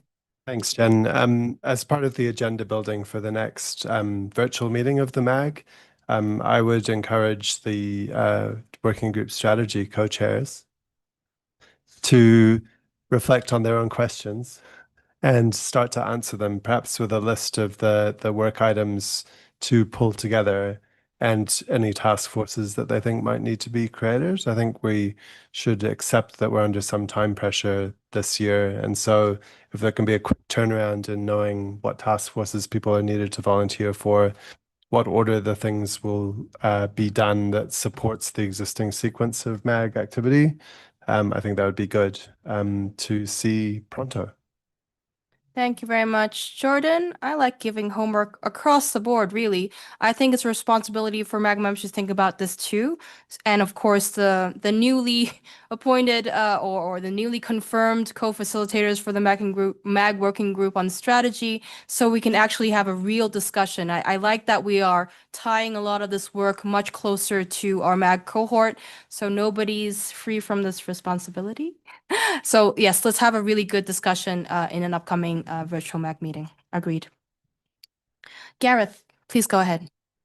Thank you. I'd like to thank the Secretariat and the MAG for allowing us in the room, first of all. Just points to note on the things that we have noted down. I hope children are still in the conversation, because I can see the globe is here. I can see the global south, everyone, the country itself. So as IGF, we need to tell the children something. We need to tell the world something, because we could be having summits and children will be wondering, you're having summits and you're talking about us, but we are not there. So I know the Secretariat and the MAG will be looking at that. Secondly, the children here are young. They are very ambitious. They are the future. Some are even brighter than us. They use the internet more than even we do. So I know the Secretariat will be looking into involving us child participation. Even the UNCRC 412 chapter is in talking about the children. So I know if you could look into that further into the upcoming September and to the lead up to December, I know we'll have done something better and we'll really appreciate. Thank you very much. Thank you very much, Kareth. Absolutely. Thank you, of course, for all of our child representation here that's been in the room with us first day today as well. Jordan, is that a legacy hand? That is a legacy hand because I've been reminded that we need to let our tech go. I think we can actually close the meeting now. Thank you. First to our host country, of course, Kenya, for having us here in Nairobi. It's a beautiful city. It's a beautiful country. Thank you for all of the MAG members. Give yourselves a round of applause. Those in the room with us, remote. Thank you for your efficient, constructive dialogue, discussion, engagement. Thank you to everybody joining us in the room and of course remote across the time zones. Very, very early for the Americas. Very, very late for Asia Pacific. Huge thank you to our support staff at Yunnan. Thank you so much for making sure everything works well. Thank you for our initial room, which is very beautiful. The current room, which is also extremely great. Very, very big applause to our Secretariat team for your tireless work. Chengatai, Eleonora, Anya, Roman, I think Dennis, of course, deserves a big round of applause too. He has already left because, he has to go other places. If I've missed anybody's name, I apologize. So thank you so much for making this meeting extremely successful. I think we can call it a success. So with that, I close the meeting. Thanks, everyone. Thank you. We have to thank the chair, of course. Thanks to the chair too.